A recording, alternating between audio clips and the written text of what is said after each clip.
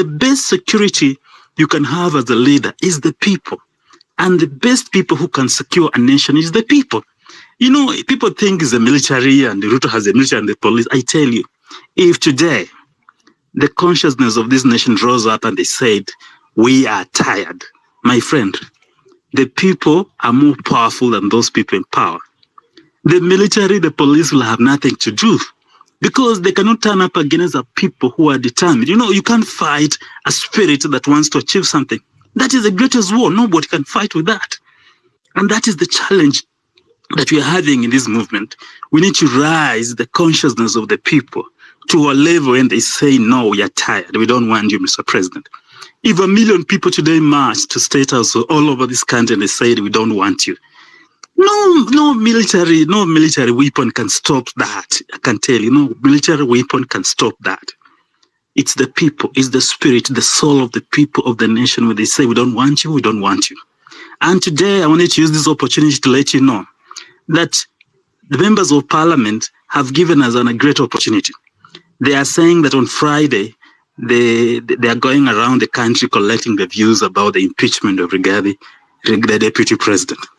Today, I've just sent my views to that parliamentary website and email address and sent my views and told them that if they're going to impeach the deputy president, that motion should be amended to include impeaching the president. I'm inviting you Kenyans here and send this message out to all Kenyans, to all those areas. In fact, this is a very grand opportunity for us. To all those great areas that people will be meeting, I've seen calendar. In Nairobi, it will be at KICC. On Friday, my dear friends, on Friday, suspend all your business, forget about work and ask permission if you're working or close your business. Let us all, if you're in Nairobi, we march at KICC in our millions. We go there and make a statement that when the parliament, they are meeting, they think they'll get a few people. They get there millions of people at the KICC square. We fill that KICC square and say, this is what we want. We come with posters, impeach Rigathi, impeach Ruto. Our message will be simple as that. And then we have people who can go there and share the reasons why both should be impeached. I've given some 3 reasons why these guys should go. William Ruto and Rigathi has violated our constitution by killing us, and they took an oath of office to protect lives and property. William Ruto has formed a secret police that is killing the Kenyan people. That is a serious violation of our constitution by the president. And let me tell you, the buck stops with the president and not with the deputy president. The president is the one who has those instruments of power. And what are the instruments of power is the police and our constitution. He swore to protect the people and using the police to protect us from enemies. But our president has now turned against us. He's killing us. He should be impeached. I want us to march on that Friday at the KICC and make that statement. I want Kenyans who are on this space and in other regions, in other counties, in all those places, the schedule has been given out. Go to those headquarter counties. Let that Friday be a major day for us where we make our statement. In all those county offices, let's march there and state our statement. We say all the issues that are hurting us. That is a great opportunity for us. We come out in our large numbers. We say today, impeach the president, impeach the deputy president, impeach even you, the members of parliament who are there. And if they make sense, after we make your statement clear, chase away all those MPs and tell them, go home, we don't want you. After you make your statement and they bring riots, cause chaos all over the country and tell the MPs, we don't want this nonsense around us. You are a disgrace. You are not talking about the issues that affect us. Let us now use those headquarters. They have given us a great opportunity to march there in numbers. Who will stop us? At KICC, 1 million of us. That day, the whole CBD should be on a standstill. I can tell you that Friday, let us make a statement. This one is a great opportunity they have given unto us. My friends, on Friday, let us organize. Let us organize on Friday. At KICC, 1 million of us, we march there. Let us pass this message. That's all I wanted to share for now. The rest we shall share in other forums. Thank you very much for the opportunity. Thank you so much, Patrick. This is exactly what Nothing was saying. That if you know that you are good in this field, you know now this information is very vital. very useful. So it can be more useful than how you have put it. So on Friday, we need to do something. And if you don't mind, kindly also share that website so that a lot of Kenyans, we can also, send in form of like a petition to that website. That parliamentary website, Patrick. Yeah, sure. I'll share the screenshot of that advert to you here, and then you share, right? Nothing. I see your hand has been up. Then we go to NMSQ. A quick one before I drop. I wanted to thank you, Patrick, for educating us on that issue. But I wanted to highlight on this issue of 30 billion pending bills. I think there's a time MPs were fighting in Parliament and they were calling out each other on who is colluding with hospitals to inflate bills from NHIF.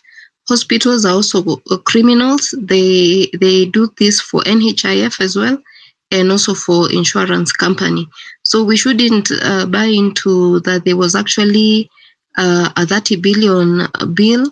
These people split the loot with the hospital. We saw there's a time a WhatsApp group of a hospital was leaked, and it was about extortion of a patient's insurance card, and also some places it was NHIF.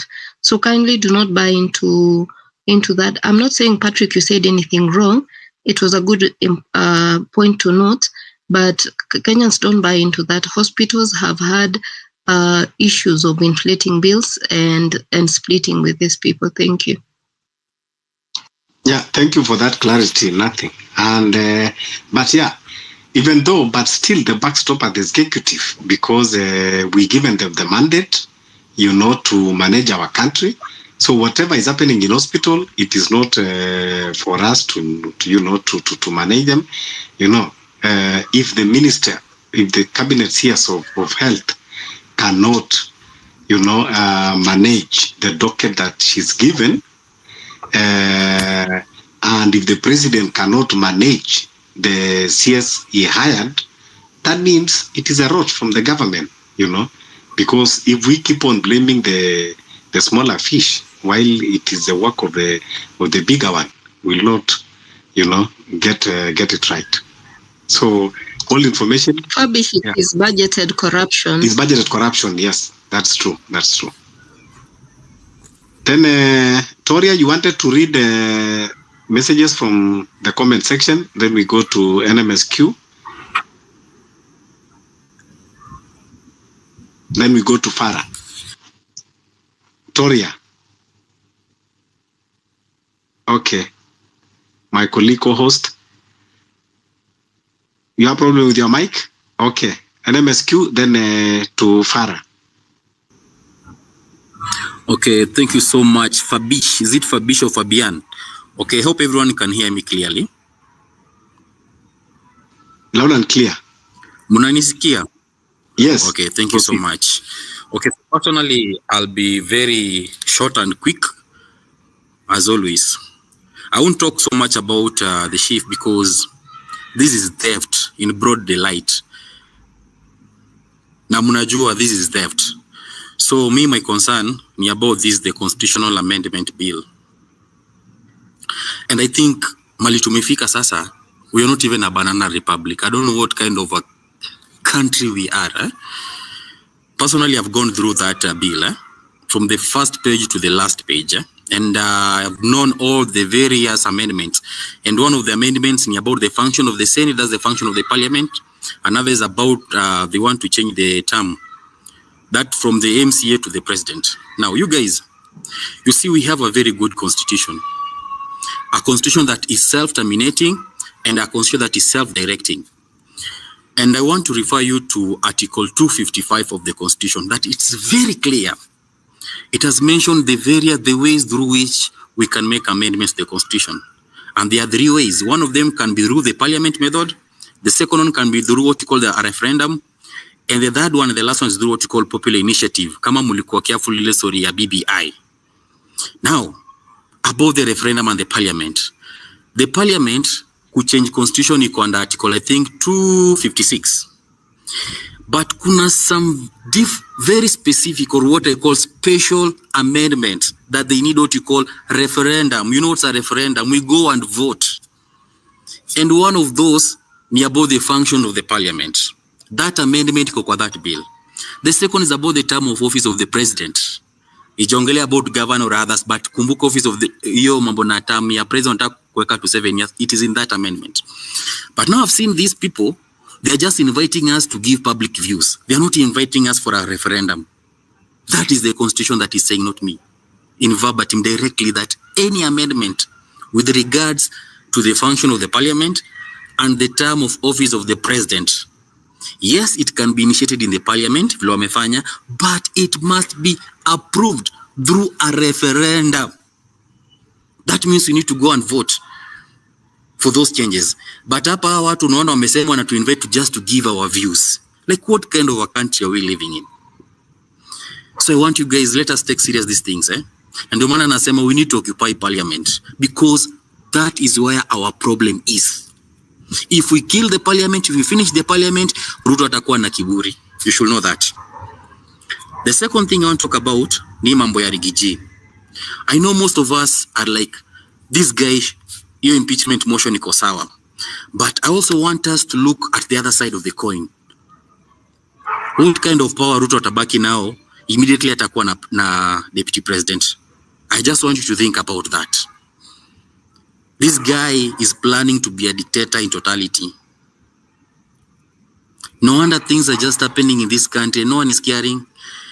The parliament is passing laws from day in, day out that are very unconstitutional. Come here, the amendment bill to the constitution. No one is caring about it. We are here talking. Yani, squeeze it to kwa hizi spaces until we are tired. We are totally tired. And even it reach a point that people are even wishing these people like a Karo, they should die. Personally, if Ruto dies tomorrow, I'll be very happy. Yo siku sijui nitafanya, lakini I'll be very happy, because these people, they are killing us. They have killed our dreams in the universities. They have confused the education sector right now. People are confused. The second confusion imeleta kwa health sector. And I can tell you, in the next 2 or 3 months, the same problem the education sector is facing is the same problem the medical sector will face. The health sector will face. And for them, they don't care, because our insurance expensive. They don't depend on this Shif. Wanakwambia Ruto does not depend on this Shif. These people, they have very expensive insurance premium for their kids and everyone. And we are here watching. Tunaongea, hawataki kutusikia. The best they can do is just to harass us. Wakuja online. Wakuja try kuhaka, and they try to infiltrate through our space and make it difficult for us to raise our voices. And I can tell you, Kenyans, if we cannot rise right now, trust you me, because once this person gets absolute power, and I can tell you people, we may be celebrating that Gigi is going to be impeached, but trust you me, it's going to be to give Ruto what you call absolute power. And that is their plan. And it should be a warning to us. Ile jana, I was watching that impeachment motion wakati ilikuwa inakuwa presented before the house. All the MPs, hadi wale wenye wakujangi, they turned up in nice suits, ready to butcher us through very inhumane laws. As we reject Shif, we should also reject this constitutional amendment bill. And the only way we can reject it, bro and sisters and brothers and mothers and whatever, and grandmothers and girlfriends and wives, occupy that parliament. If we can't show them that we are indeed serious, don't do this, they will continue doing it. Because you'll realize, after ile maandamano yetu, ile occupy parliament, they behave like we have, yani nikaa tumwatisha. But things, the more days naenda, the more things are getting worse. Because these people are married to their comfort zone. They know we can't do that again. That's their thinking. And to make it more worse, ndio huyo sasa wanataka kutoa deputy president. That means the office of the president itabaki to only one person. According to the constitution. You know the reason why tulikuwa na constitution, kitambo they used to call them the vice president. And the problem we had kitambo, the president could wake up today na aseme wewe toka na uende. I don't know, Kibaki alitry kuvuta more than 20 VPs or I don't know who. this problem. The constitution came to solve this problem. But Saizi Ruto is trying to tell us he doesn't care about the same constitution. Because how can you, I mean, like, I don't know what I can say. The opposition is about. Look at Akina Sifuna. There's nothing you're talking. They are no longer vocal. We are on our own. Sisi watoto wa mama mboga, watoto wa boda boda, we are on our own. That's a fact. That's a fact. In the education, just says masomo will be very expensive. And for us, let us thank God at least, even if we had a president who was a thief, at least sometimes he cared. Unakumbuka Uhuru akifunga ma principal when they were hiking school fees. Kila mtu anajua hii maneno. But we have a president mwenye they're proposing, I don't know, ni sijui nitasema ni like sisi kichwa inajaa tu mashida ya Kenya. Ukiangalia education sector problem, ukikuja energy sector problem. Today I was reading the newspaper and wanasema by March next year KPLC itakuwa na competitors. Who are these competitors? Their own companies. I mean, where are we going as a country? Mambo ya ndani, we don't know what's going on in the background.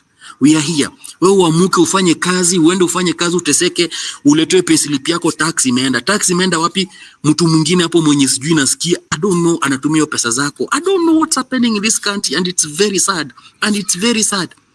And what I can tell you guys, if we don't keep on pushing for these people to get out, expect more and even worse laws. And you heard one of them saying they need to make also a change in the constitution such that we ODP anaweza vutwa kazi time yote. They want to get us back to the old constitution. And you guys, you know very well, Ruto was against this constitution. That's a fact. Na manza process ya kukill this constitution. So we need to be serious. We need to continue fighting. Hata kama ume lose energy, we need to continue fighting. We don't need to stop. Because if we can't stop these people, they'll kill us. They'll kill us psychologically. They have already killed our future. Because as you can't tell me, wamekopa more than 416 billion, and I was very shocked that money ijaipelekwa kwa development, the work that it was meant to do, those loans, wameka kwa recurrent expenditures. Yani wanakopa deni, ndio Ruto aweze kufua hiyo ndege yake, aende huko siju kujiwapi huko hivyo. Wanakopa deni, siju ndio I don't know what's happening. We have a big problem. We have a very big problem. And if we dare give up, there'll be no difference between us and Uganda. If you go to Uganda, if you interact with those people, very sad stories. Very sad stories. Uko Uganda, causes such as law, medicine, they are for a very specific community. You guys, you know, right now, all the top position is near a very specific community. And that is a fact. Let us call a spade a spade. Let us not lie to ourselves. Ati Rigathi kwa kusema Shaula is more tribalism than Ruto appointing wakale kuanzia juu mpaka chini and his friends. That is the country you are living. And I'm telling you guys, if we are not going to work on this, I have a friend studying in Makerere, and you get someone and perform kuanzia high school, kuanzia primary school mpaka high school. When you are going to be admitted in the university, unaitwa kusoma Bachelor of Physical Education, PE. Mwingine anasoma Bachelor of Chinese Language. Then unapata kuna mwingine amekuwa kifail kuanzia mwanzo hadi mwisho, anaitwa anafanya law, anafanya medicine, because that person is coming from a very specific community that Museveni belongs to. And that is a fact. And that's how Museveni has managed to control these people. He denied them education. He gave education to only his community. The same is happening here. And our member of parliament, they are very hypocrite. If you're watching yesterday motion, they were trying to prove the Director General of Competition Authority. I don't know, David Kibet or someone. And one of the member of parliament, I don't know, from Wajir, not say plainly, our work as parliamentarian, ni kuraba stamp. And he said it, I feel very bad, but I'm approving. Ukiangalia the list of people applying kufuata hiyo kazi ya kukua DG wa competition authorities, we had many people very competitive, watu wenye more qualified. But we have this old man, I don't know, 59 years, mwenye amesha akifanya kazi kwa government, anapatio nini. And he's coming from that very specific community. We need to talk about this because this is the reality. Because here tuna pretend, tunasema someone saying this government is for shareholder is more tribal than someone appointing someone from their tribe. That is a fact. And you can see this inequality, even in terms of development, in terms of infrastructure. There's some areas if you go, there is nothing in those areas. But there's some areas if you go, there's a lot. I don't want to mention names. Ukisikia scandals za areas zingine utasikia ni scandals, sijui mtoto ameiba, sijui nini imefanyika, hizo scandal. But ukisikia scandals za other region, utasikia ni multi-billion money stolen from individual people. Yeah? You can't imagine that. Eldoret City, you guys, you know how many billions of money are in that city? Nani hao watu? You know these things. Let us stop pretending that impeaching Gachagua is a solution kwa history ya tribalism. We have a bigger fish to fry. And the more tunakaa, the more this guy is organizing himself. And I'm praying to God that Ruto dies even tomorrow. I'm really praying to God. I'm praying this guy die. We get another chance. Because it's very sad. You've struggled kuanzia mwanzo. Yani, those guys who are doing law, they can tell you saizo kikuja the Council of Legal Education. I mean, tunenda mali pabaya. Tuko mali pabaya kuliko jana. BN said that. And trust you me, the more time goes, the more this guy is becoming a madman. The more this guy anakuwa, I don't know what I'll say, but this guy is becoming more stupid day and night. There is not even a single project in Neutral Alliance imekuwa successful. From the Hustler Fund to Shif to nothing. Like you have nothing. Like there's nothing you can tell me that this guy has done in Yemefanya. I don't know what I can say. But if you sit down and rethink, it's because some of us believed in him too early. He was a darling of every person, a hustler. But people avoiding the reality. This guy is not a hustler. And your man nawaambia, and I want to warn you people, and I want you to listen to this point very carefully. Let us not be too easy to be convinced by anyone right now. Vile tulisema, our movement is so liquid and formless, let us remain like that. Because you can't tell me in the last 4 years, Ruto was like the savior of us. Everyone was here. Personally, I did not vote for him because I knew him. But everyone was here shouting day and night, Ruto, hustler, hustler. A man who has done nothing. Here he is. And this guy is going to take over everything. Amemalizana na education sector. He bought all the student leaders. Very stupid. And I always say those student leaders, they must have a crack on their heads. Hatunafurahia because umekuwa kwa Kenyan Gazette. Are you fucking stupid? Una risk the lives of everyone. And if you are a student leader here, or if you are a university student, your silence is killing you, your children, your parents, and everyone. Because they'll struggle paying that expensive fees. Utatoka hapa nje hakuna kazi. What a travesty. What a sad story. Na ndio maana nikasema, there is only one solution to this thing. You see, if you read the book, the 3 strategies of war, the Robert Greene says, these politicians or the society has always prepared us for peace. Unaambiwa, where don't go to the street, biashara itafanyika. Don't start this war. Si vizuri. The society has prepared us for peace. It has never prepared us for war. And what we are having right now, we are having a war. And trust you me, when you are in a war, sometimes becoming violence is the only solution. Kuingia kwa parliament is the only solution. Otherwise, tutapiga kelele. Na ukiangalia Morara saizi, and I don't know if this is my personal observation, all the media, they have branded him as an activist. Activist Morara, activist. You guys, do you know who is an activist? He's someone who just make noise kuanzia January to December with no results. That's a lie. That's what they want people to That's do. a lie. That's a lie. Activist. Mtu aki post kitu anasema, ukiangalia media They want to put us as activists. They don't want to put us as people. Please kindly land. And I'm very sad. We are not activists. Ukiona mtu anaita Morara activist, mwambie he's not an activist. I'm telling you the truth. Someone who is telling me that's a lie. Wewe ndo nitaka unipatie any news imeka Morara. The only name they can brand Morara is either a lawyer or an activist. We are not activists. We are not activists here. We are fighting for our lives. This is not activism. Because there is no order. If there was order, there wouldn't be activism in this country.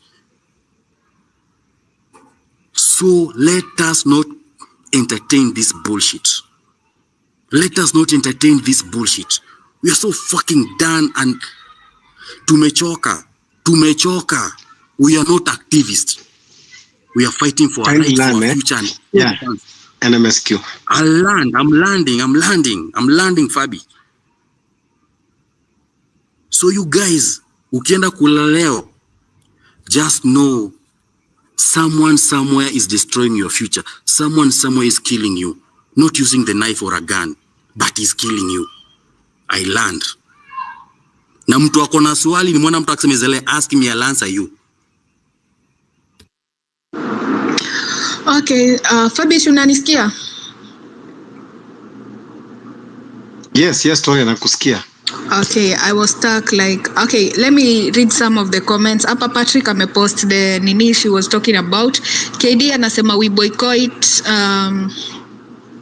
Kenya Commercial Bank, Safaricom, East African Breweries, Equity Bank, Standard Chartered, British American Tobacco, Cooperative Bank of Kenya, Kenya Airways, Bumpy to Cement, Bankless Bank. So Small anasema we need to discuss kutumia nguvu bila vifo.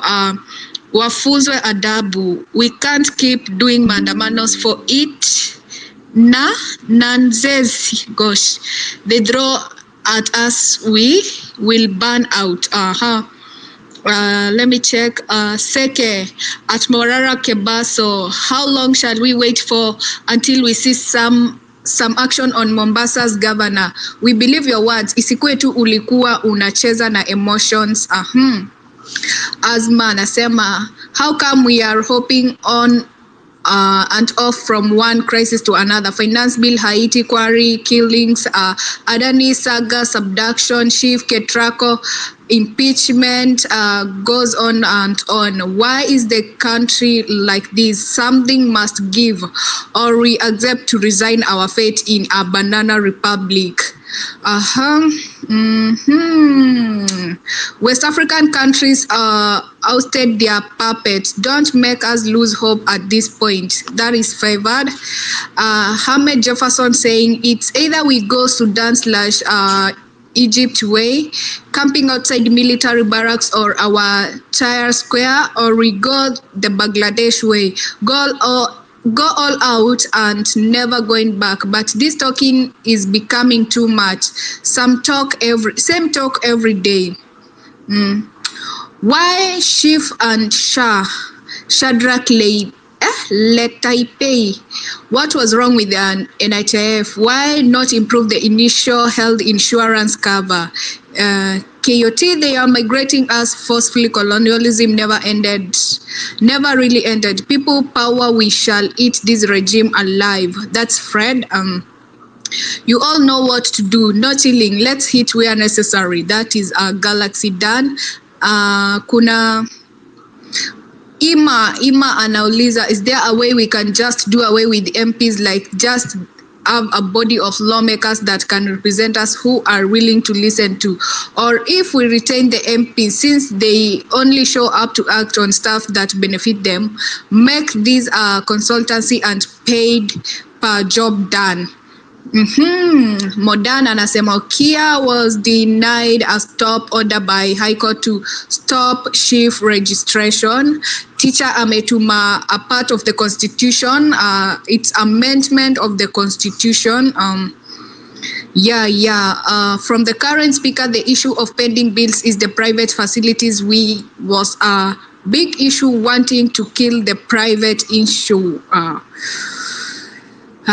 Samuel Esco, what will happen if agitate in 3 fronts. 1, streets. 2, recall signatures collection for all members of parliament, senators, save those who are in our camp. 3, arc all department force government shutdown. We can't be calling ourselves activists. We are not activists. We are fighting for our lives. Huyo ni Karata Sijaba. Yeah. Let's go Kebaso Morara way. Tusukume mjadala uko villages. Allah. That is questions. Rebellion against trinary. Trinity is a right. Viva. Freedom is coming, that's Oletundu. SHA is a revenue collection scheme teacher. Mugala, I wanted to raise a critical issues on Shif. Just today, my mom was sick and unfortunately the local hospital is not accepting NHIF and they say Shif is not working. Also, what happens to those who have disability or illness that needs daily medication? That's a very good question. Mugala Joseph. Jatita, what is that NHIF cannot do with which Shif can do better considering the staff are the same from NHIF? A very good question too. Kebaso Kasamwe, we need at most 1 week for proper mobilization. Do you agree with that? Corruption is a rampant in Ruto administration. Is it not a crime to deny human beings health services? Yeah, it is a crime. The information is true. Yeah, US. So, huyu anasema wameni move enyewe huyu mwanaume akona guts, like they are moving people from NHIF to from NHIF to Shif without consulting people. Yeah. It's time we invent that parliament again and timua those MPs out and take our government power by force. It's time. Occupy parliament, reject Shif, reject SHA, Ruto must go. Ruto Rigathi Raila must fall, reject all agriculture bills, justice for Bruce. Huyo ni mimi Mark amesema hivyo. Let's stand against everything in this government. Reject the Shif, reject Adani, reject university funding model. Yeah. Guys, thank you to you. Kindly mute your mic. I nisome nini za watu wenye hawajachukua. Ernest, please ukikuja katika speakers you mute your mic. Shall I continue? Yeah, go ahead, Toria. I think I read Wanje Karisa said, let's stand against everything in this government, reject the Shif, reject Adani, reject the university funding model, reject everything, reject house level, reject fuel level, reject G to G. That is Wanje Karisa. Guys, TSC is being used to promote tribalism. An independent body, trained teachers are forced to apply in their own sub-counties. Young marriages are breaking in the name of TSC jobs. Which country is this? At TSC Kenya, at Gabriel Ogunda, at Edwin Sevfuna. So I read one more comment, then yeah, 2 more, then you can have 2 speakers and I continue. Guys, enough of talking. We already were the problem. The problem is, oh my God. So what's the solution? Some of us are getting tired of listening space day in, day out. If we can't solve the problem, we should better just keep calm and accept our fate. Yeah. That is Hamed Jefferson. So the last person here, Vemineta the Guna. Your NHIF account has been migrated successfully to your social health authority. To update your profile, dial *147. Nimefikiwa, hii ni ujinga gani? So go ahead, I'll continue after 3 speakers. Thank you. Thank you so much, Toria, for that wonderful job. Kindly continue commenting, those who are in the listeners. If you don't want to come to the mic, you can just write on the comment section and your voice will be amplified here.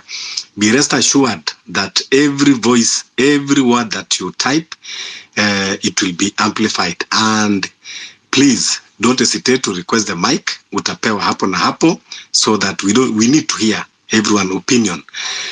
Unajua kama huyo mwenye amepost hizo vitu ambao we need to kama kina Safaricom, lakini kweli revolution inahitaji kusacrifice a lot, especially pale niliposikia kwamba hapo kwa kureject Kenya breweries. I know that one will require a lot of sacrifice, but what is important is a country. So tafadhali mtatuia radhi wale watu ambao najua muko complain hapo kwa Kenya breweries, me no spared, but what can we say? Our country is more important than anything else. So please, Keroche, I think you are hearing this voice and you are thinking what I'm thinking as people are migrating. So KD, please, upuje tuambie how we are going to boycott the Kenya breweries, and then we go to Beatrice. Wait, KD, Beatrice has been here for long. Naona ameinua mkono. I think she has a burning issue. Okay, Beatrice, then KD. Hello again for Bish, Toria, and Court. Nice to speak again. So what I wanted to say is back, nikasahau. So I simply wanted to say that, we have this scheme called NHIF, and there is a sister scheme, a retirement benefit scheme called the NSSF. And if you can recall, if you follow news, there was a time there was a complaint that where NSSF monies are stored, that money was not there, and there was a question about where is the money. So as we do what we are doing, as we have conversations about where the money is, as we try to follow into financial accountability in this Ruto's government, it's important to also talk about these very uncomfortable debates. And this debate is about tax justice, the taxes that are collected in the country, and those ones, and of course now the revenues ambazo zinaingia kutoka nje, and where that money is going. But as we also talk about tax justice, let us be deliberate about talking about money laundering, because where is this sudden need to change NHIF to SHIF coming from? Is it I think that this one could be a ripe ground to re-inject money that has been missing in the system back into the system. Why am I saying this? I'm saying this because we protested the use of the church as a conduit for corruption monies. And then we also talked about other avenues through which people that have previously been accused of corruption are trying to bring back the money because the economy is not working and they do not have money to operate with, because they already have enough that should be circulating, in liquid cash flow. So who is trying to reinject money back through this SHIF scheme? Yeah, that is a question we must try to answer, and this is a discussion we must try and answer. Then so many years down the line, why do we still have retired teachers saying that they have never received their NSSF monies? So hizi pesa zikikolektiwa every month, huwa zinapelekwa wapi? Are they loaned back to the government, or what is happening? Then the other thing is about international financial flows, and there has been a concern that is being downplayed out here. Maybe I'm doing the whistleblower's job, that as we speak, there are people with corruption monies hoarded and kept outside of Kenyan borders, outside of Africa's borders, and this is the money that they're using to loan back this government. Na hapo ndio shida inaingilia.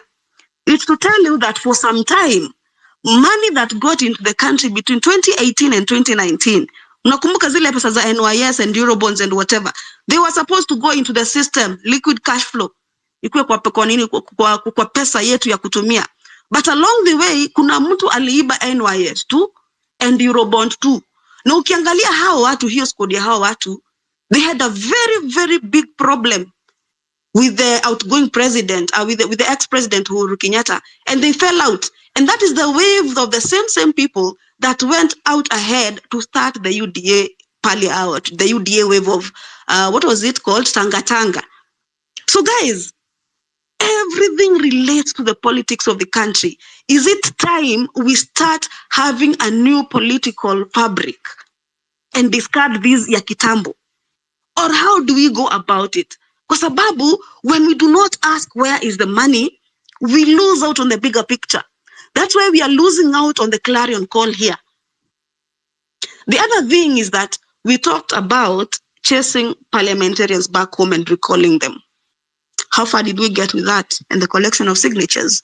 We've been waiting for the IEBC to be reconstituted, or I don't know what. Do you think Ruto is going to be proactive about reconstituting the IEBC to make it possible for even us, you know, our Gen Z sisters, ambao they are 18 and 19, you know, in like a year or two, they should be voters.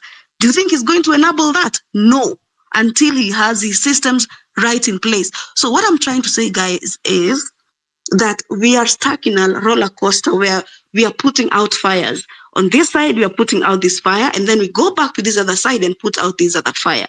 So we need to be deliberate. Are we sending the whole of this cabinet home? Or are we going to keep on talking on X spaces? The other thing is about activism.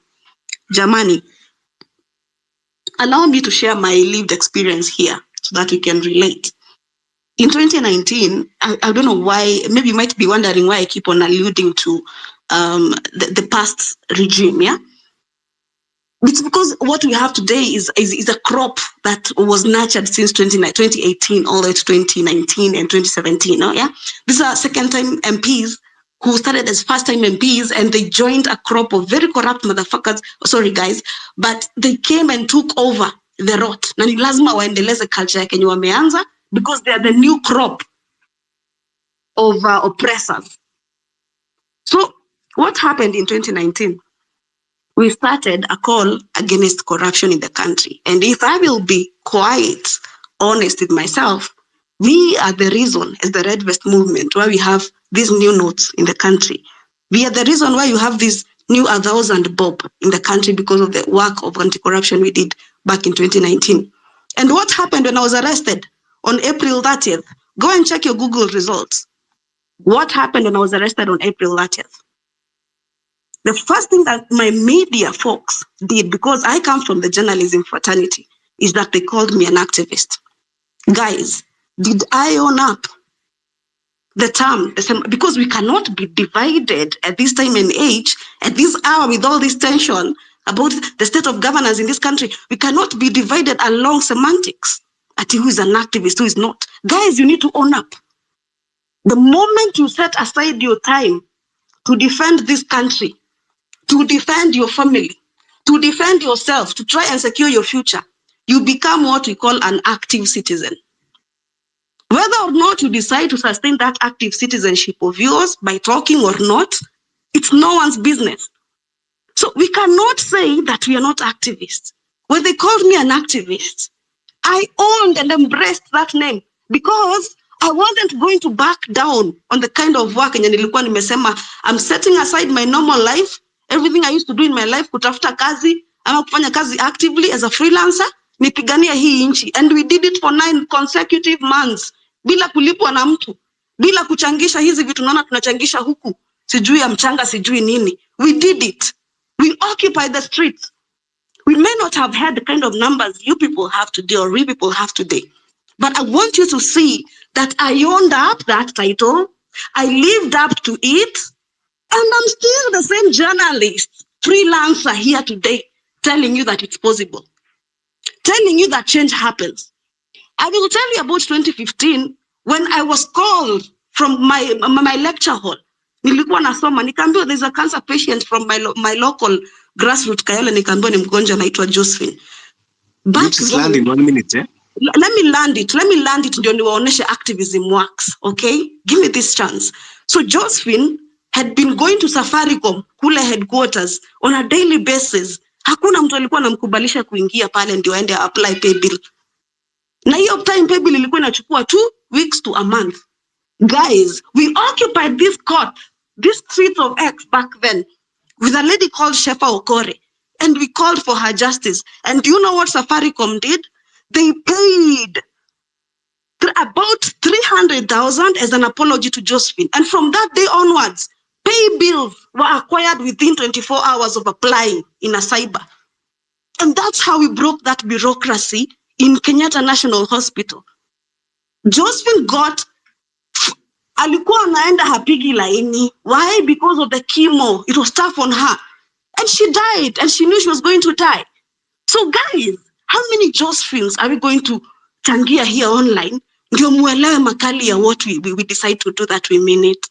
Guys, the sacrifice that Morara Kebaso has made to be where he is shouldn't be watered down simply because he's ati unastuka unaitwa activist. So what? So what? Unaitwa and then na wenye waliitwa maumau sio watu na walipigania hii nchi. And in fact, they lived a very sorry life after coming out from the forest. Because some of them came back home and they didn't have homes. Where they called homes were relocated to other people. Guys, we are yet to heal from that trauma. So kuitwa activism ni nini hiyo inakustua? Ni nini hiyo inakustua kuitwa activist? Guys, you've seen how bad they have been to Bonnie. How bad wamemleta to his on his knees. Why? Because you disowned him when he was doing the right thing. And when he began to take the monies from I don't know who, tukaanza kusema he sold out. Why? Because you're disowning us by calling us activists. You're disowning us by failing to acknowledge our sacrifices and the kind of work we do, even before we know that we are doing activism. Mimi nilikuwa nafanya kazi kwa community, and I have not stopped doing it. I'm still working as a freelancer. Napata pay yangu hapa. I'm not employed, guys. I'm a mother of two. I was abducted. Tuko pamoja. And on the other side, I still have impact in my community. Na bado sijaitisha kiti. Na mimi uambiwa niitisha kiti from 2013. Guys, I am a social person. I'm not just a politician. So be deliberate. Acheni kustuliwa na terminologies. They are media people. They are people I know. They are editors. They are scared because freedom of expression yo imechukuliwa. These people have come for Article 19 of the Universal Declaration of Human Rights. And that is the freedom of communication. The freedom of expression. Kama wamekujia yao, sisi ndio tuko huku nje. Who should be defending the other? Who should be fighting for the other? Guys, we do not own the media and we cannot own it.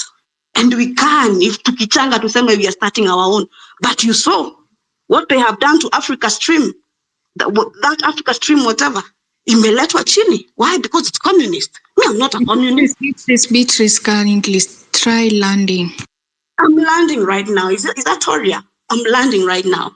I'm saying let us not be divided by semantics. To make sacrifices, and we are not ready to begin even counting them.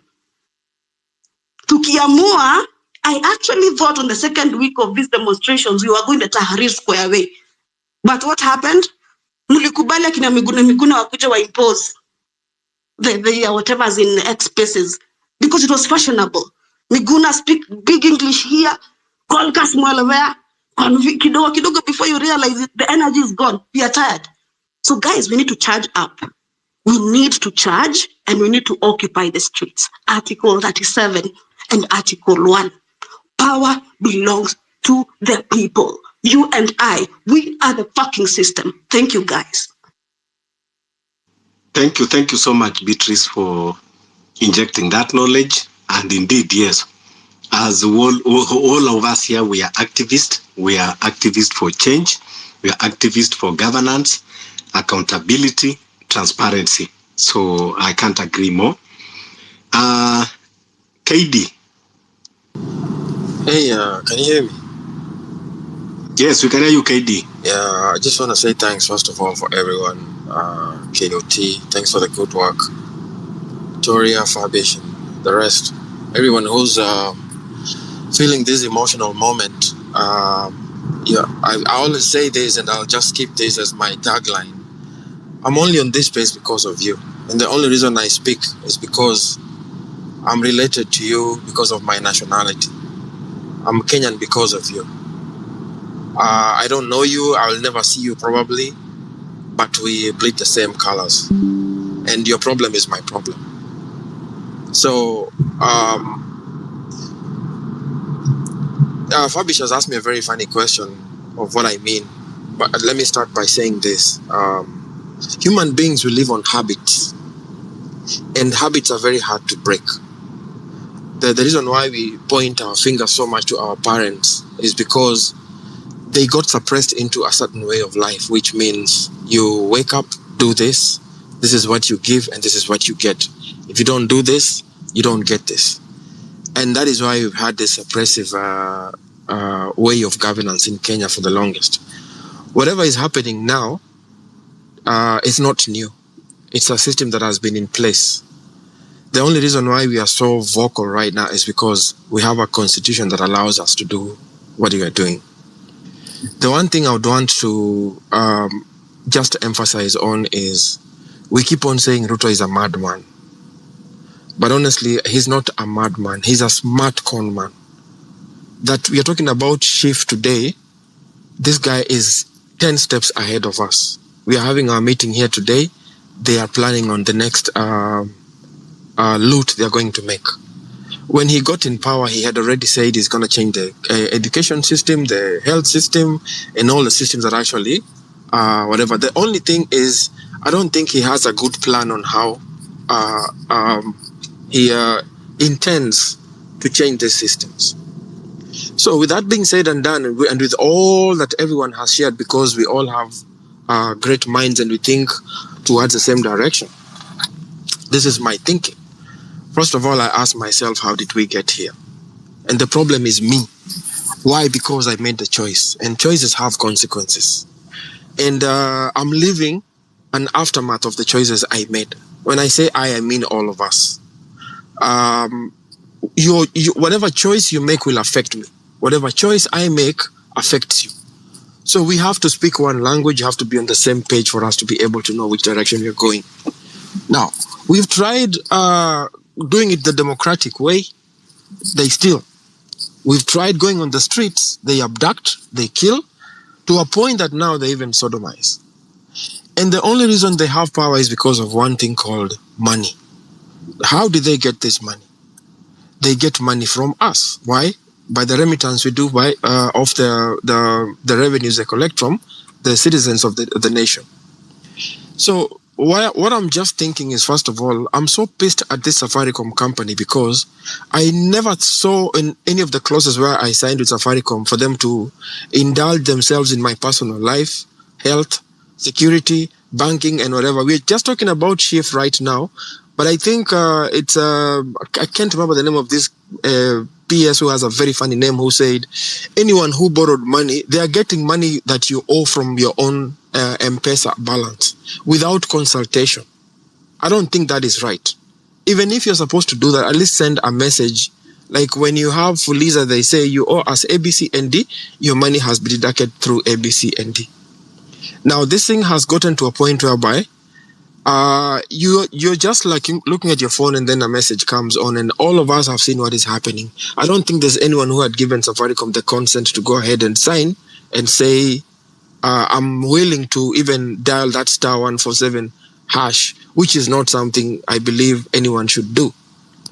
So, that being said and done, the only sentiment I would like to share is this. And it's very difficult because I even spoke to a friend of mine and he said, man, it's so hard because most of our mamas and our mamambogas depend on M-Pesa for them to do transaction. Why? Habits. If somebody tells you to do without a phone for a day, can you do it? If somebody tells Fabish not to have a Tasker for a week, is it possible? You know, the likes of Wangari Maathai went for 11 days without food, naked. It's the price you pay for what? Sacrifice. Now, the only language this government will understand is for them to remember that the power is in the people. And we give them the power by being so much loyal. And imagine this is only a 10-15% of the nation that actually remits taxes. I've said this thing around 2-3 weeks earlier on, but now people are coming out, and I like even the way Okia Omtata has put it and said, taxes, period. You know, so these companies, if you try to research and find which is the main economy of the country, is the top 10 companies, Akina Equity Bank and the likes, etc., etc. These are the people we have to target. But the question is, Are you really willing to migrate from your bank account? Are you willing to shut down your Safaricom line and get another line? Are you willing to drink tea without milk? Is it possible for you to drink tea without bread and go for gouaches? Or are you going to say, I'm not used to this kind of a lifestyle? That is where we have to sit down and say, the price I have to pay for sacrifice. Rex lost his life on the streets because he had said, whatever happens, I have to go and fight for what I feel is right. The problem is, not all of us have that kind of a muscle or nerve in us.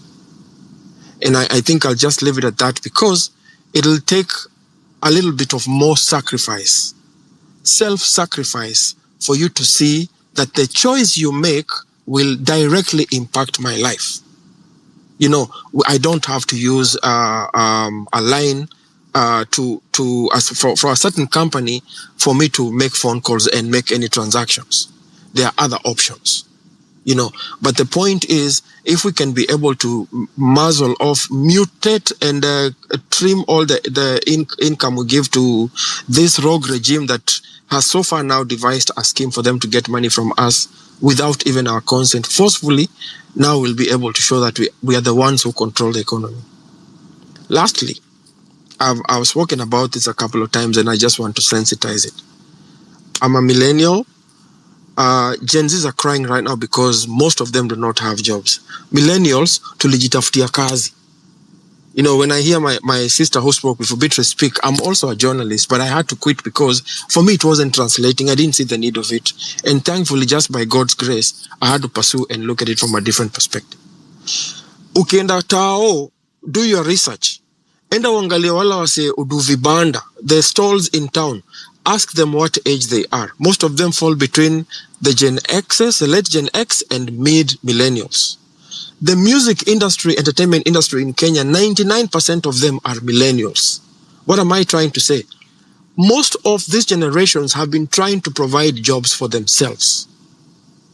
The only unfortunate thing is the regime we have right now does not support the generation in place for them to actually keep their whatever going. And unfortunately, these self-sustained businesses will always look at the Gen Zs who go to demonstrate and say, how wanatuharibia kazi zetu? We want to go and open our stalls in town. These demonstrations are making us shut down our businesses. I want to go and do A, B, C, and D. These guys with the noise they're making is affecting my business. When Adani took JKIA, go and look at the people who are saying, no, they have to go. It's the middle class. And what happened? In less than 7 hours, the pinch was felt. So I'm calling out on all the middle class. And it's a very big generation because it cuts from all the way from Gen Z back, maybe all the way back at the baby boomers. It's a very big whatever. And it's the lubricant that runs the economy of a country. If we could just decide and say for one time, enough is enough.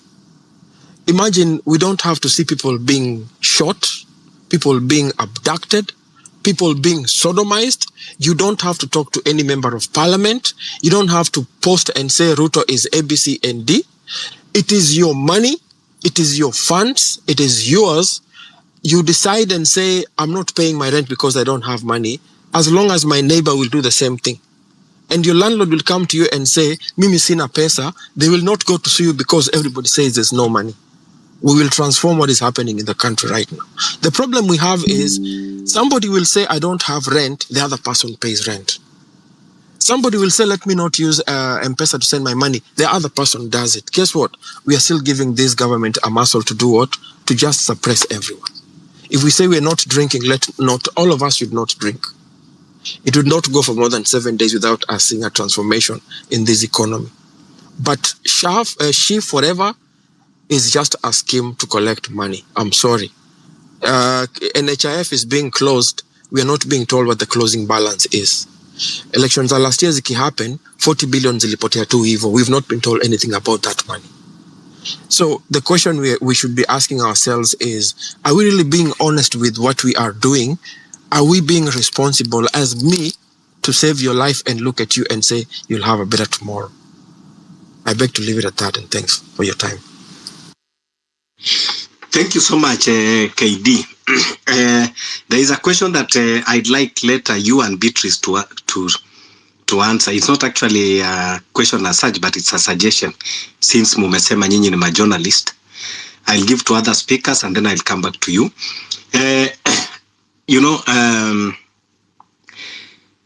Hizi media ambao tumekuwa tuko nazo, like print media and these other traditional medias, they are always biased in the first place.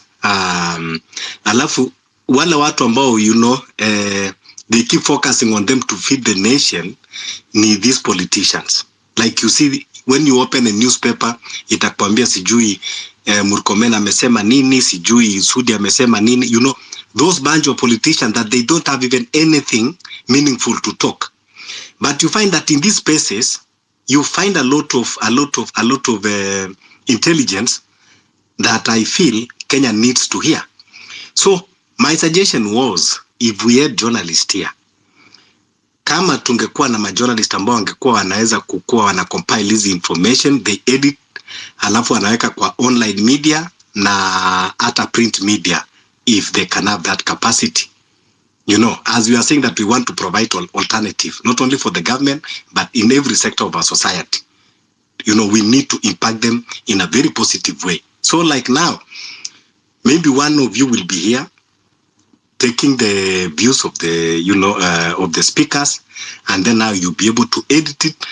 Then kesho, unapata sasa, we fit to the society. Even like civic education that we are doing, very important. And we can also be doing it online and print. So you'll digest that, then I'll come back to you. Also, I want to commend the ladies in this movement, Kenyan ladies, young women, wow. Yani mumeonyesha nguvu yenye hatukutarajia. Kudos. Even when you are in a space like this, you see ladies coming, you can hear the intelligence, you can see the zeal. When you are on the streets, I can remember Shakira, those powerful words, telling the police, nitoe baba, and if you could see from the face, the resilience, the zeal that was in her, unajua kweli this is a revolution. Kudos, akina Toria, akina Beatrice hapa, akina Small, wale wote akina Nothing, those who have been active, you burn the midnight oil, munapambana, kudos. So, KD na Beatrice, I think you will digest on that, and then we'll listen, or maybe you need time, and that is just an idea. Max, naona umeinua mkono for very long time. Okay, thank you very much, the team. I thank you all for what you are doing.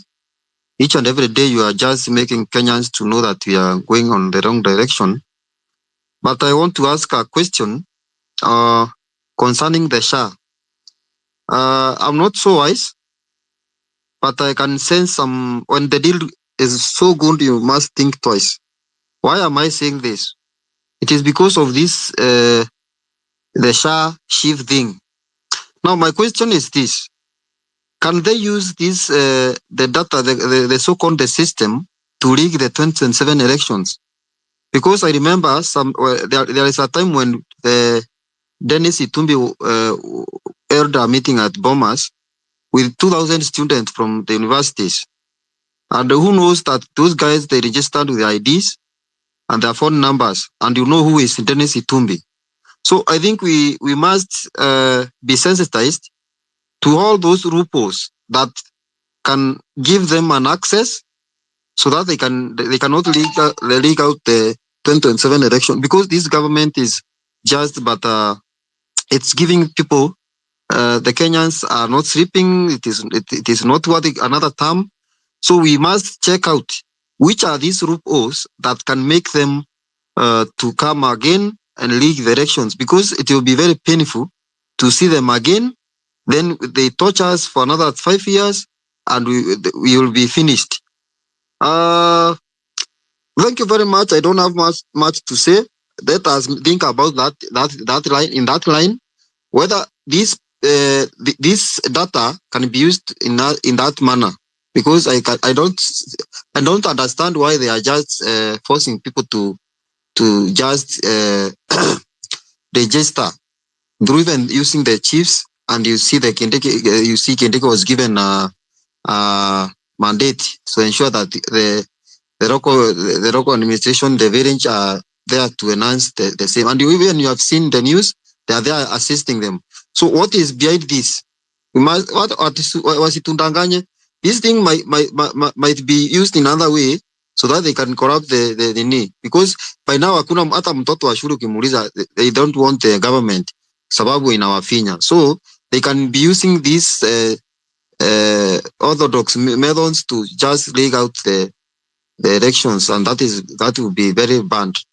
Another thing, finally, we the civil servants or another person can support this if he or she is on this line.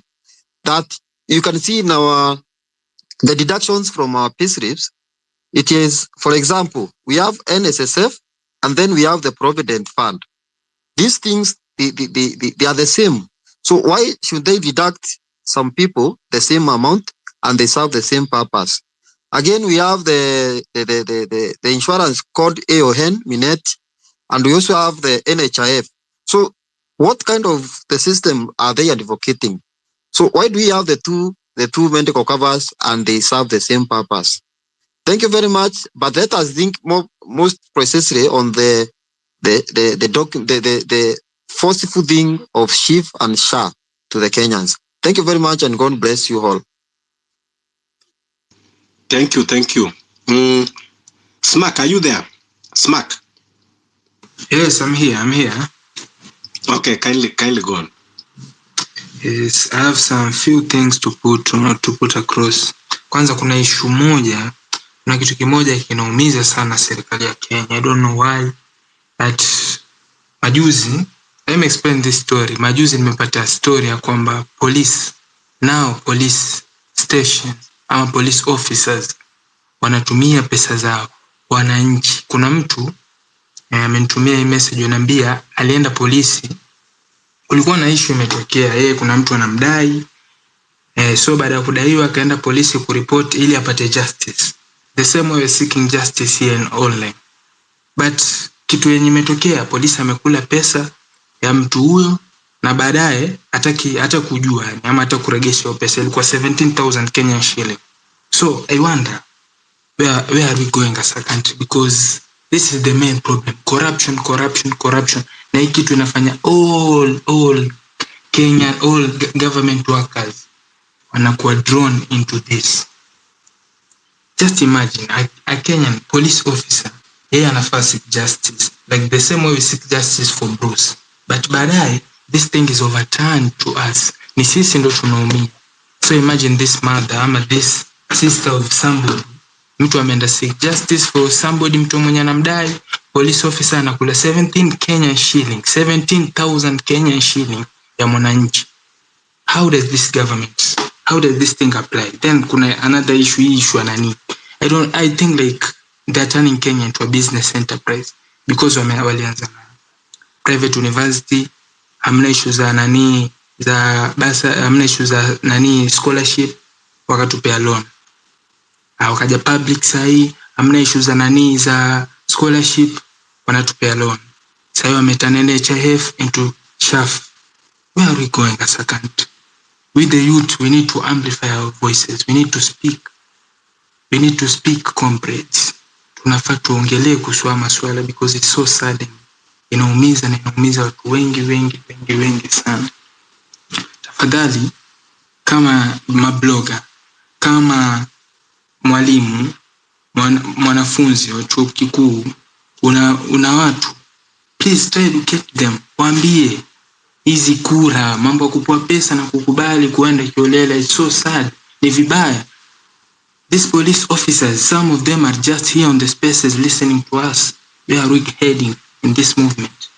Na just imagine vitu wenye anafanyia wananchi, wenye anafanyia watu wa chini. This is so sad. Kitu inanikasirisha na nazidi kupanda na munkar, manake ni kitu kibaya wenye anafanya.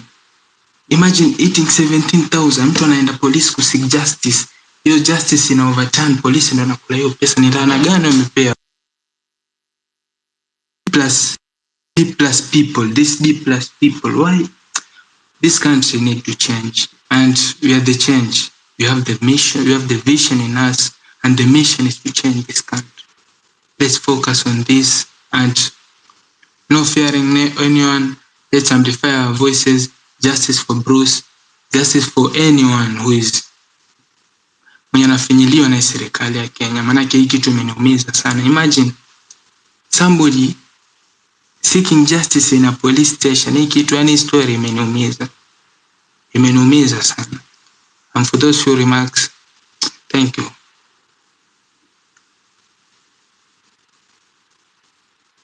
Thank you so much. That shows how rotten our government is. Can you imagine where you are supposed to go get justice? That is where you go and get injustice. So sad affair of our country. Small, then to Sylvia, then to Shirotsa, in that order. Thanks, Fabish. Thanks.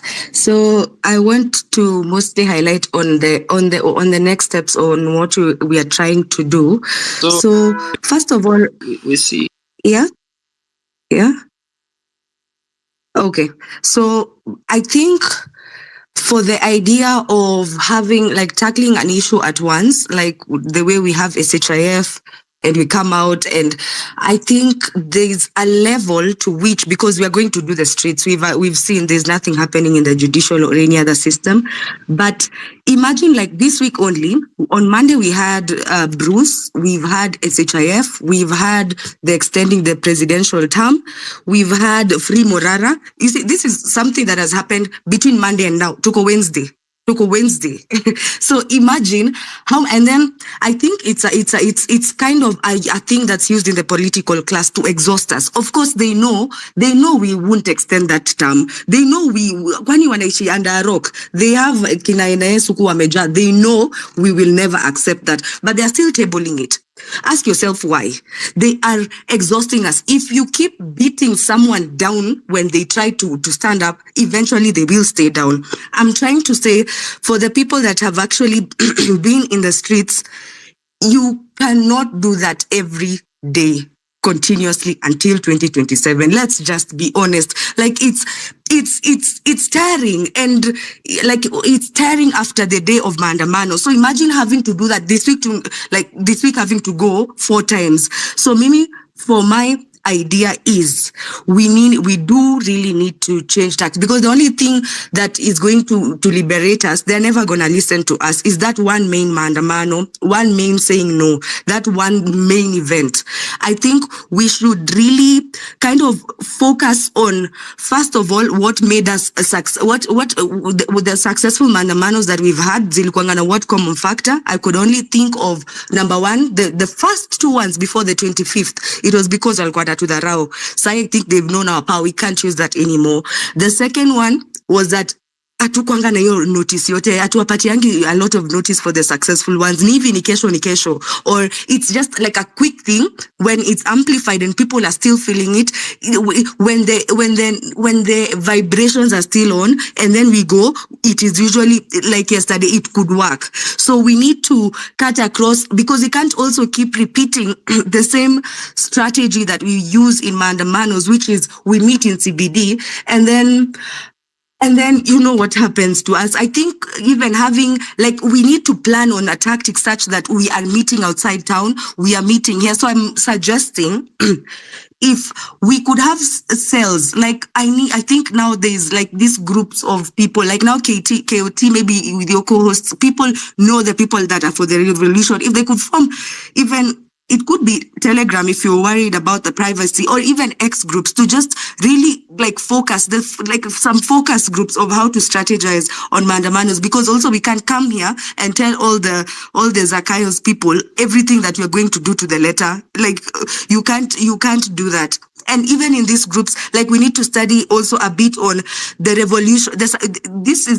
There's a lot of successful revolutions that have happened in the past. And even from our own history, there's the Chinese Revolution, the French Revolution. They have a common factor, which we are so shy to get to. But we just need to understand that there's some things that need to happen in a revolution. And since we are deep inside, we are peaceful, we will find the best way to twist all this. There's a common factor if you follow history well in all revolutions. If we can just find we need to study those things, because my idea is we are to focus on the plan. I don't know if it's a 1 month plan or a 3 month or a 1 week plan. It could be a quick one, but we need to focus on that major event. And we have to realize we cannot do exactly what they expect us to do. Honestly, we have to step outside a little, because we are becoming more predictable over time. That is why they know, okay, sawa amesema maandamano hizo lori zinaanza tu kutolewa. Like we have to really focus on planning for the main event. And another reason why this is not sustainable, I'll give an example of, allow me to use the oldest Gen Z right now is like 27. 27. So in 3 years, or do we say 5 years, since they want to extend that presidential term, you'll be well in your 30s. So the responsibilities of you later on in life can never be the responsibilities that we have now. So we might even get to a point where your responsibilities will catch up. Like, we are not just going to live in this world for free, you know. So we will not have this position we have right now in the future, because we are giving them time. They're bogging us down with all these nonsense things, all of them, and they will never listen. Imagine, let's just agree they will never listen. And then finally, so when we have like the focus groups of pure strategy, by the way, pure strategy. This guy is not going through the ballot, and we cannot wait. Pure strategy, then we amplify like almost 2 days prior. I'm not about caring about what the government thinks and hizo vitu zao zenye wanashinda. No, we've tried to work within the law so much, and we will keep working within the law. It's just that we cannot be that predictable at this point. Kwani sisi ni nani wenye sisi tu ndio tunafanyiwangwa hizi vitu continuously? We need to, are we not like a bit radicalized about what is happening in this country? Have you seen the amount of trauma and torture they've taken us for the last 3 months? How are we not, at which point will we get a bit radicalized to really want that take and to change and to really want to go for it as soon as now? Because in 5 years, we will not be as old as you are right now. We will not have this chance. And I feel like the more time we're taking, like now I've realized, I saw on TikTok, Itumbi is now starting to join TikTok lives and gifting people so that he gets a chance to speak. Yeah, you see, they're coming up with all these things that are just going to frustrate us for an exhausted society. Where responsibilities have caught up, we will remember this chance and it will look like a golden one. Mimi Amfro, for the time is now, we are saying that we will leave all these problems to our children, which is just going to be so painful to watch. We cannot do that. So Mimi, my idea is we just focus on planning that one mega thing. Easy vitu zingine, we do push the hashtags and we continue injecting for sure. But I'm just not for the many maandamanos. There's some that will make a point, and the mega one can be like just three that lead to the mega one. But we have to have such kind of a plan, not for every issue they bring at us. Do watatuletea mingi. I'm telling you, it's Wednesday. We have so much to deal with by now. No, we have futures to build. We at 27, if you ask most millennials and the older generations where they were, honestly, why don't we get to choose if we want that or not? I'm not saying at 27 you need to have a child, a family, a job, whatever, if you don't want, but why don't we get to choose that? We have a lot to do also in our personal lives and in our future. We cannot keep waiting for the government to give us problems to solve. That is not how we plan to live out our 20s and 30s and 40s for the other needs. That's not this is not it, guys. It is not it. We'd rather even have a new phase of the revolution where we're coming here and we're talking of good policies because we've kind of done away with the regime bogging us down. But I think their tactic of exhausting the society, exhausting us, imagine it could work because of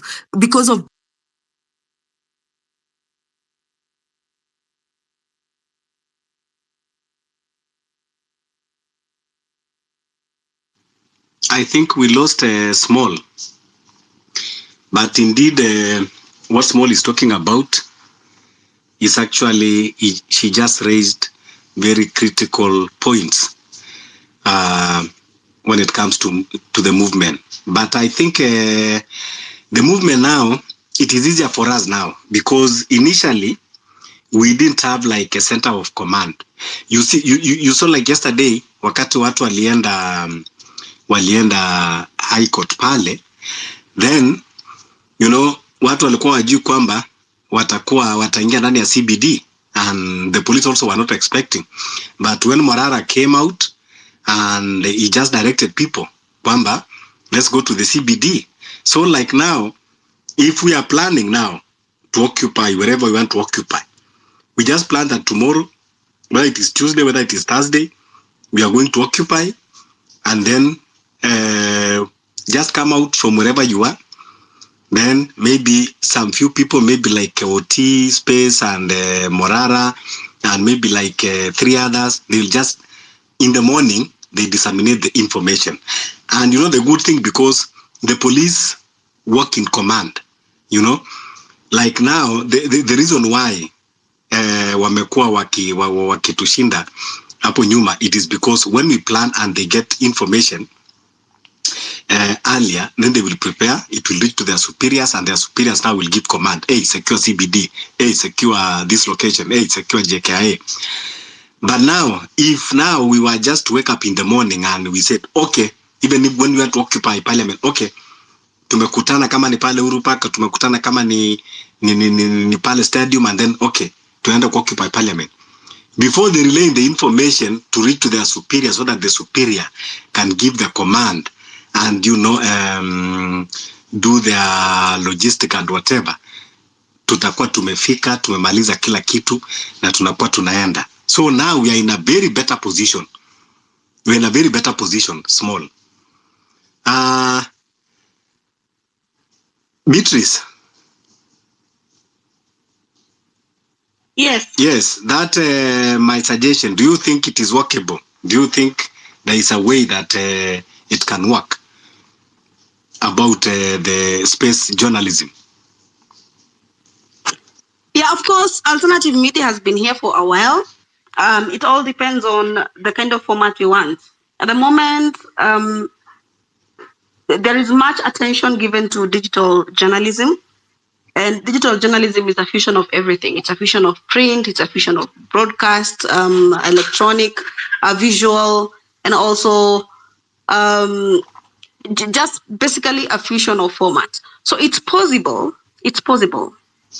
The one reservation I have at this point is that, you see, that lady that has spoken has put it very clearly that how I was at 24 when I first became a guest of the state is not how I am today at 31. At 31, I have responsibilities, and I'm seeing the golden chances we are wasting each and every single time. But then again, we have to go back into the intricacies of after graduation. How does a graduate from an average family, a middle class family, how is that graduate supposed to come by and make sure they have the right tools to do their work? For the people that had the laptops, the microphones, the cameras, they are doing great. They have been able to leverage on that. For those of us who are to come back, work from scratch, and try and source this kind of equipment, we are starting off right now. So what I'm saying is that I do not have the equipment. I have the skill as a producer, as a reporter. I have been to Raw Media Services. I have been to KTN. I have the skill. The teamwork is what is missing. I have been writing this on my FB page. My other FB page is called Nyarari Amombi. And why I have 2 FB pages is that now I want us to be quite honest with ourselves. As a journalist, a person who is sooner or later going to get accredited by Media Council, I'm bound to ethics, like doctors, like who, and licensing, all right? So you do not expect the many years I've done citizen journalism as a freelancer that they are not watching my handles, my social media handles. They know very well that I publish on my social media handles through my posts. So they have deliberately made sure that we cannot use our personal social media handles to do this. So I'm not afraid of being a starter. I'm not afraid of giving birth to a product that delivers the message for as long as this is what Kenyans want. But I'm saying I do not want to just become a starter, to go back and become a starter, start what we failed to start over and over again because of resources. So my skill is here. I gave myself to Kenyans at 24. The 9 months we organized nonstop, 11 months we organized nonstop with no resources, took about 4 years of my life. I'm yet to bounce back. I'm seeing my age mates doing things, and I'm still telling myself, guys, there's still an element of politics that has to be solved for us to actually thrive in this system. Because we cannot thrive in a system that systems are broken. So we cannot always be the fixers. There comes a time when a revolution beckons. We cannot be the reforms people, because I'm seeing guys becoming reformists. Even the frontliners we have, they have teamed up with reformists. So I'm saying we are here, we are available. And it's unfortunately that this is what Kenya made me. You know, a fighter. I have to fight each and every day for me to practice my journalism. So I'm having to fight a lot, even for my content to be out there. So I'm not shying away from this, what you're suggesting. I'm ready to team up with Tim, and I'm ready to actually become the producer you want. If content is what you want. But I'm saying, what we are doing, it has taken away so much from me. It has taken away so much as a firstborn. I'm living the curse of a firstborn. Because why? I am in love with Kenya so much that when you ask, I can deliver. Thank you. Yeah, thank you so much. Thank you so much. This is actually now what we lack in this our movement, because the essential tool of a movement. Sorry, Fabish. Another thing. I'm sorry about this. There is a platform called the Red Vest Movement. Guys, join us. Why? Because it's coming out clearly from you and the lady who spoke out there. And I've been quite reserved about sharing on ideas, because ideas become strategies. I'm quite reserved about discussing strategies in these platforms. Why? And especially X, it's because it's an open platform. It's an open source platform. Anyone is listening. So how can we be planning and sharing our plans with Ruto people? So come to our space, Ingia Red Vest Movement, request to be part of us. Let us sit down and discuss. Occupy spaces kama za kina Shakira Wafula. She has a platform that guys are calling ambitious, but I think, guys, we need to occupy that space and have these conversations there. Because we cannot continue preempting strategies. We know Okia Omtata's strategy from day one to the last. It will always be policy.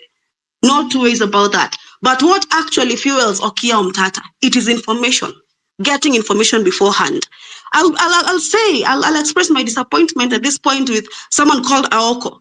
Aoko spends a lot of precious time getting into people's bedrooms and on people's corners, all corners of the beds. And she forgets that if she actually used the skills she has to chase the next information, what are they planning? At Wambie, we will be able to plan accordingly and on time. But what is she doing? Wasting prestigious time, air time that is so hard to even get. Do you know how much one live stream politicians pay to this whatever TV stations? That is why they're not giving us, or they're not giving the revolution time. In 1 hour, politicians or political parties pay about 2 million shillings for a signal live feed. And you watch what is happening live at Milimani when Kebaso is there. So when you tell a media person akanyagia kuchukua pesa kama hiyo ndio ongea kuhusu revolution, my people, it won't happen. I don't know. So Aoko is a graduate of mass communication, and she's wasting space and time, and she's actually part of the people that are watering this revolution down. Hawezi kuwa kila wakati unatupatia mambo ya bedroom. If you gave us information, let me take you back to SHIF. I went back to my community last year. Nilikuwa nimeenda tu kutembea mtaani huko Ushago. And you won't believe, nilipata mtu kwa community anaregister watu for SHIF. Like, it has been unconstitutional for the longest time, SHIF, because it has been there. But I want to ask you a question. Ningewaambia hiyo time, which I even said that they are registering people. Would we have even planned for an action like this? You know, Back then, no. Why? Because it is also about determining who gets to say what, and especially on X, about agenda setting. So guys, there are some of us who have been screaming hoarse our voices, trying to say, guys, this is happening, but we do not have the audience. So since we do not have the audience by design because of these guys from, Cambridge Analytica, the guys who are shadow banning our accounts, I think it's also time the tech community writes to X and Meta and tells them to shadow ban us. Because hatuwezi kuwa kila wakati sana tunaambiwa watazima internet, downloadini VPN. I'm a digital security trainer. But how many people can I train overnight? Ndio kesho tuweze kukua impactful. Before now they can, wakizima internet, we won't access. We won't communicate. So how many people do I need to train overnight? Ndio tuweze kuwa effective kesho. Guys, I'm saying we cannot continue discussing some of these things here. Asanteni, come and occupy that space. The Red Vest Movement. Karibuni, join us. Beatrice, kindly DM me those spaces. And then, Kwanza, thank you so much for that. This is actually what we are lacking in this movement, because the critical tool in every movement is the information that is dispatched to the society. So if you are having a formidable movement, but that its activities are not known, you will not go anywhere. The reason why you see sometimes we have difficulties, it is because we are fighting with the government. At the same time, the government has already compromised the media. Now, they are doing everything that they can to silence our voices. So, it is high time, even as you are saying, we need to boycott, like Safaricom, we need to boycott. There are some medias also that we are going to boycott. But now, how are you going to boycott? The effective way that we are going to boycott is when we have our own. Beatrice, yes, you have said about the challenges that I want to agree with you based on the economy of our country, but that should not hinder you. When Morara started the civic education, he was not well equipped, but we have held his hand, and you see now he's well equipped. Kenyans have made it, easier for him, because it is in the interest of the nation. Likewise, what you just need is just prepare yourself, and we will amplify and also give you all the support that you need, of which I don't think it will be a problem, because we are the consumers of the product that you are going to produce in the first place. So now, like when you have already actualized it, now we will be able to tell the society, boycott this and be consuming this. We are going to provide the alternative. So just only what you need is prepare yourself, avail yourself for us, sacrifice yourself as you have been doing always. Then now we need to capitalize on that so that our voices can go far and wide. Because the movement without information, it is like someone who is swimming without a lifesaver. We need information, and information cannot be better without the professionals like you that you know how to source information, you know how to compile the said information, you know how to edit it and to make it better for the consumers. So please, I think we need you more in this movement. Thank you so much. So I think we unakuwa available always as we are going to strategize. DM me, alafu ndio tuweze kupanga other strategies, and DM me those spaces ambao unasema tutajoin. Yes, we need that kind. We need to interconnect and bring everyone on board. The good thing with this movement is you can see that we have all the professionals. We can easily provide alternative. Like we can form our own media. Someone even I saw in the comment, Ali suggest kwamba even we can decide to form our own, health insurance scheme, even without the government. Tunaweza kuambia government, no, we are not buying your own, don't involve us, we are not paying, because it is not a must, you cannot force us, and we are not going to consume those services. Then Kenyans, we can rally, have our own, ambao iko well managed, and tunajua kwamba iko accountable, tunaambia government nende na hiyo yenu. It is very much possible, because after all, government depend on us. So if they are depending on us, but they are mistreating us, and they are planning to just, stumble on us, we can decide that, okay, we are doing without you. They are the one to lose, not us. When we have that scheme, we can make our insurance, 30 million Kenyans, na tuka contribute in that, na tuka line with hospitals. It is very much possible. So now we need our media, because you see, even as we are speaking in these spaces, we have spoken a lot of things that can be very impactful to our country. But the problem is, sometimes they are not captured. So unapata kwamba we keep on repeating and repeating and repeating, because they are not captured anywhere, that we can be able to be referring. So we really, really need our own media. Thank you so much, guys. Let's continue retweeting. Let's continue sharing the space, and request the mic. Kindly request the mic. Continue. Yes. I hope you guys are okay, because I've been working on them. Personally, let me make this clear. I wasn't for the party at the beginning, but along the way I felt like because we are fighting the political class, then we really need political issues. And of course, I've seen more than 9 groups from this movement. They are coming up with their political parties. Yeah, I've seen a party from certain friends. I know them. They're always on this platform. I've seen a party for Morara. I've seen a party for, I just can't mention all of them. Yeah, and so I think currently we really need to see where we are heading to. Yeah, if you want to occupy those positions in the parliament, for example, when the general election comes, mi sijui kama itakuwa 2027 ama it will be earlier than 2027, but when that time comes, then we the young people, the movement, the Gen X, Gen Z, the millennials, I think we should put aside our differences.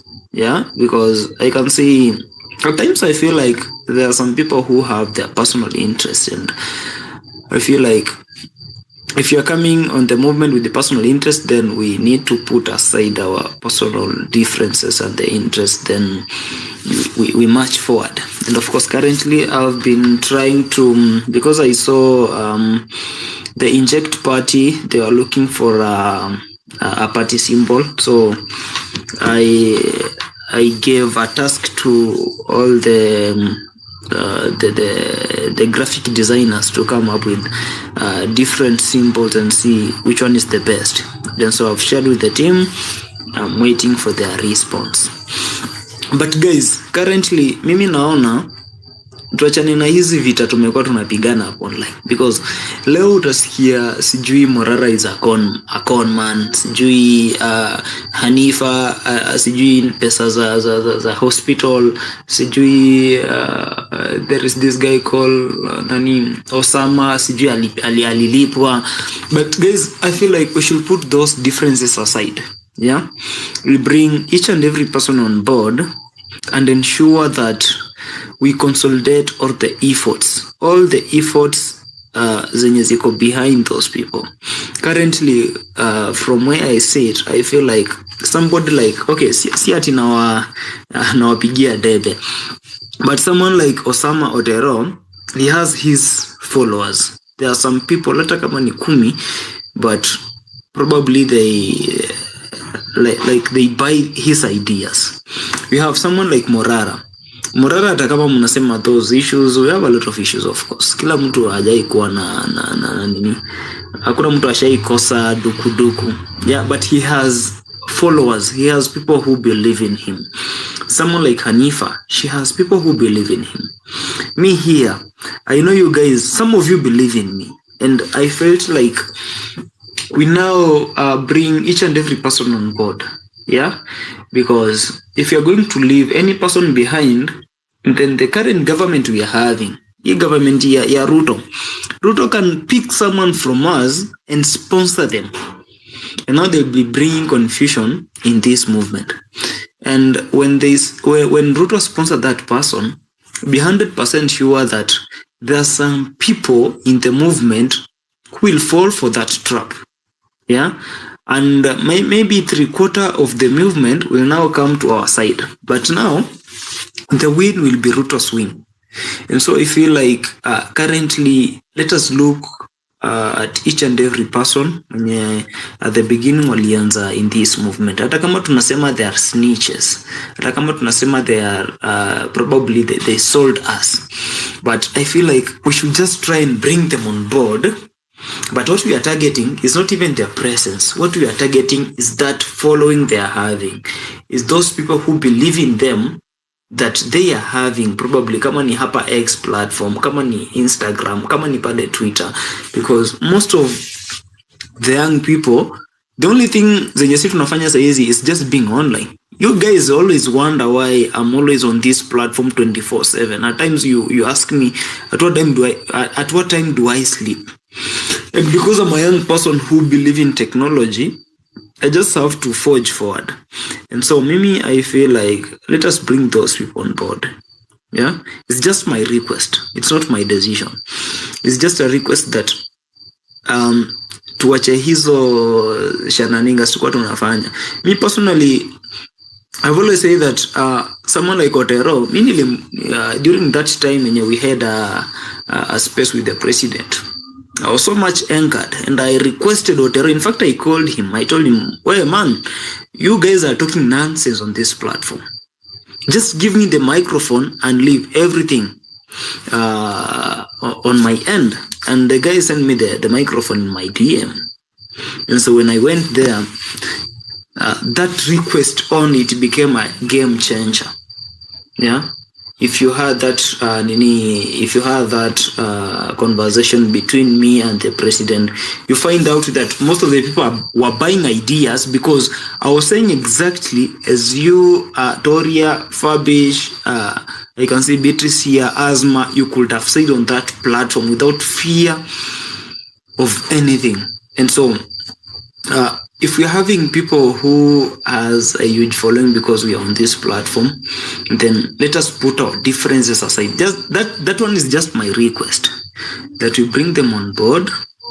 But now let us buy the idea, but let us look after the people who believe in them, so that we can consolidate all the efforts, all the young people and the older people who believe in this cause. We ensure that we are bringing them on board.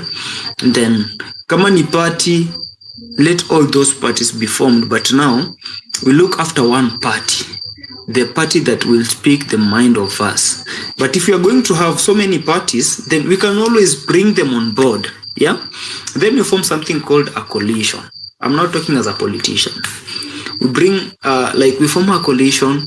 Then after forming this coalition, we announce ourselves as the official opposition party or the official opposition coalition in this republic. Then we make demands of what we want. If we want the president to go, then he should go as early as we make the demand. If we want the deputy president to go, he or she should go. If you want the IEBC to be constituted, like what Ruto said, then within no time, like in less than 24 hours, it means that the IEBC should be constituted. And so guys, personally, I feel like all these problems we're having, currently we're talking about the reject SHIF, that's the Social Health Insurance Fund.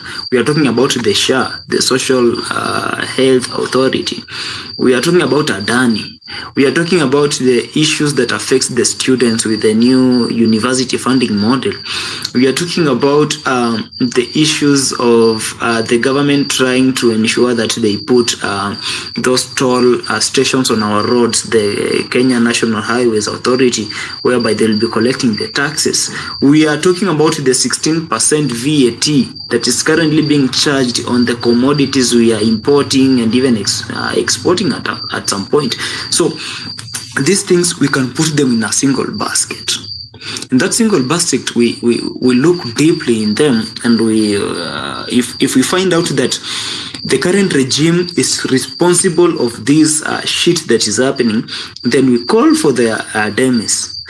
We say that now we want to dissolve the parliament. The parliament should go. We want to dissolve the executive, meaning the president, the deputy president, and all the cabinet secretaries, they should go home. We want to dissolve even the judiciary, because currently even the chief justice is always crying for justice. We say, let them go. And now we build this nation from scratch. And so I feel like, because nimekuwa naona hapa bana, kuna watu wanajibizana tu, and at some point mimi penye nimeka, I feel like you guys are always bringing us back to where we came from. And so I think like we put our differences aside. Personally, here is KOT. You guys call me KOT, but my official name is Mabonga. I feel like I've always have the negative side of me, but don't look at that negative side. Look at what I'm bringing here. Somebody like on Sando, he has his negativity. Let us look at his positivity and leave the negativity, and we ensure that we bring each and every person on board. And then after that, we can always march forward. And you guys, if you don't believe this, just remember what happened yesterday. We had almost 1,000 people here, and we called for the assemble at inaitwaje hapo Milimani Lokot. And some of you really turned up. Yeah, if we wouldn't have that unity, then nobody could have availed themselves there. And so, guys, Mimi is just my request. Let us put all our differences aside. Let us ensure that we are coming together as a movement, as young people, as the the millennials, as the Gen X. We come together, then we ensure that we consolidate all the efforts. Let us not give Ruto and his allies an avenue whereby they can pass across us. They pick a faction of us, they sit with them. Remember that this person, at some point, I think it was last month, where he went for the university student leaders. He called them at Bomas of Kenya under the UDS, university chapters. But most of the students who don't believe in him, they were chanting Ruto must go. So guys, Mimi, it's just my request. Saizi nimeamuka kwa usingizi because I've been sleeping. You know, I always spend time on this platform. But I wanted to say that let us put our differences aside. We bring all those issues in one basket, and then we ask ourselves, who is the barrier? Like, who is the genesis of all these issues? If it's Ruto, then sisi wote pamoja tusimame tuseme Ruto must go, and we mean it. And we mean it. Sio kuja tu hapa we chant, we submit our issues, then go back at home and sleep. Like, there is a person mwenye alisema ati bwana, jana kazi ulifanya shoddy work because watu wachache walikuja, and I was asking him, wewe ulikuwa wapi? And he said I was in Eldoret. Kasema okay, sawa, ni kwa sababu haukufika. So if you were here, probably unge ensure that this work it goes as planned. But guys, that's just my concern. Sijui mnaona aje, but because you are the people, I will always respect your decision on this platform. So Fabish, we can forge forward. Thanks sana KOT. Kwanza, hiyo kitu umesema, yani hiyo ndio kitu ambao it is very very important. One of the tactics ambao government aliaona, nafikiri ulikuwa unalala, nilikuwa nimepatia watu the chronology, the history. Wakati multiparty ilianza, wakati mmoja alikuwa amekataa kuachilia multiparty, then wakati movement ilikuwa very hot, then Moi akawachilia. Immediately Moi alipoachilia that section 2A, of the constitution by then. Now, ikakuwa ina allow multi-party. So the movement by then, led by akina Stanley, Kenneth Njindo Matiba, Jaramogi Oginga Odinga, Martin Shikuku, kulikuwa na Rubia, Mwai Kibaki, Raila Odinga, walikuwa ndio mayouths, akina kijana wa Malwa, akina Paul Mwite, hawa akina Martha Karua, kina Jim Orengo, kina Anyang' Nyong'o, all those. So they went and registered a political party, just one.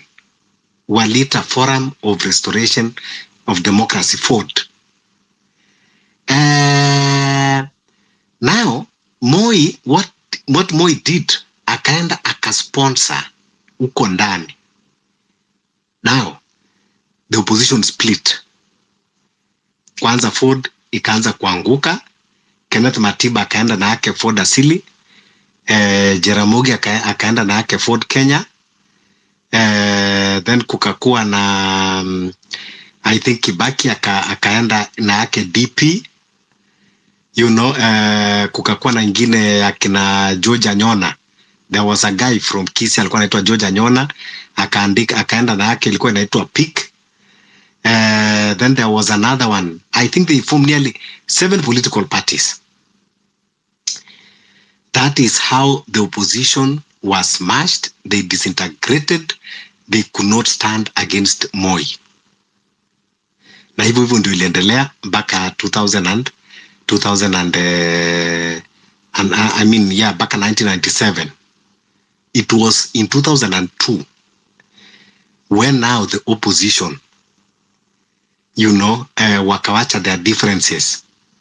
That is when Mwai Kibaki, Raila Odinga, Eugene Wamalwa, Charity Ngilu, wakafold all their political parties na wakaform ile ilikuwa inaitwa I think Rainbow Coalition, National Alliance of Rainbow Coalition, NAC. And that is how they were able to defeat the Moi project, which it was Uhuru by then. It is something KOT that 100% from where I'm seated here, I am seeing Ruto is instigating the same. But you cannot know, because these people, they are schemers. Understand that Ruto is a very good student of Moi. So now there is a possibility he's applying the same. Na tuwezi kujua. They are the one that they are sponsoring. Before realize maybe hata KOT watakuwa najaribu kuapproach. It cannot come direct. You lose the proxies. KOT form a political party. That is actually the tactic that he's using. Now, imagine KOT with this movement. Sasa tukue na Morara. Tukue na kina Anifa. Maybe Anifa say more, minority. Lazima pia, sisi ndio tuko mbele. Maybe nani aenda aseme yake. Tukue na 5 political parties. Now, Fabish niko hapa maybe nasimama Kisauni. Kama member of parliament. And then, kuna KOT kuna political party yake, na amesimamisha candidate wake. Maybe me, let's say, nimesimama na Morara. Sasa hapo tumekuwa candidate wawili. Maybe Anifa na amesimamisha candidate wake. Now remember, wale watu wa movement wa Kisauni, wataenda kugawanya kura kwa debe 5. Alafu Ruto atakuwa na wake moja pale. So, if we are 15,000, alafu tugawanye mara 5. Tayari unaona tutakuwa na 3,000.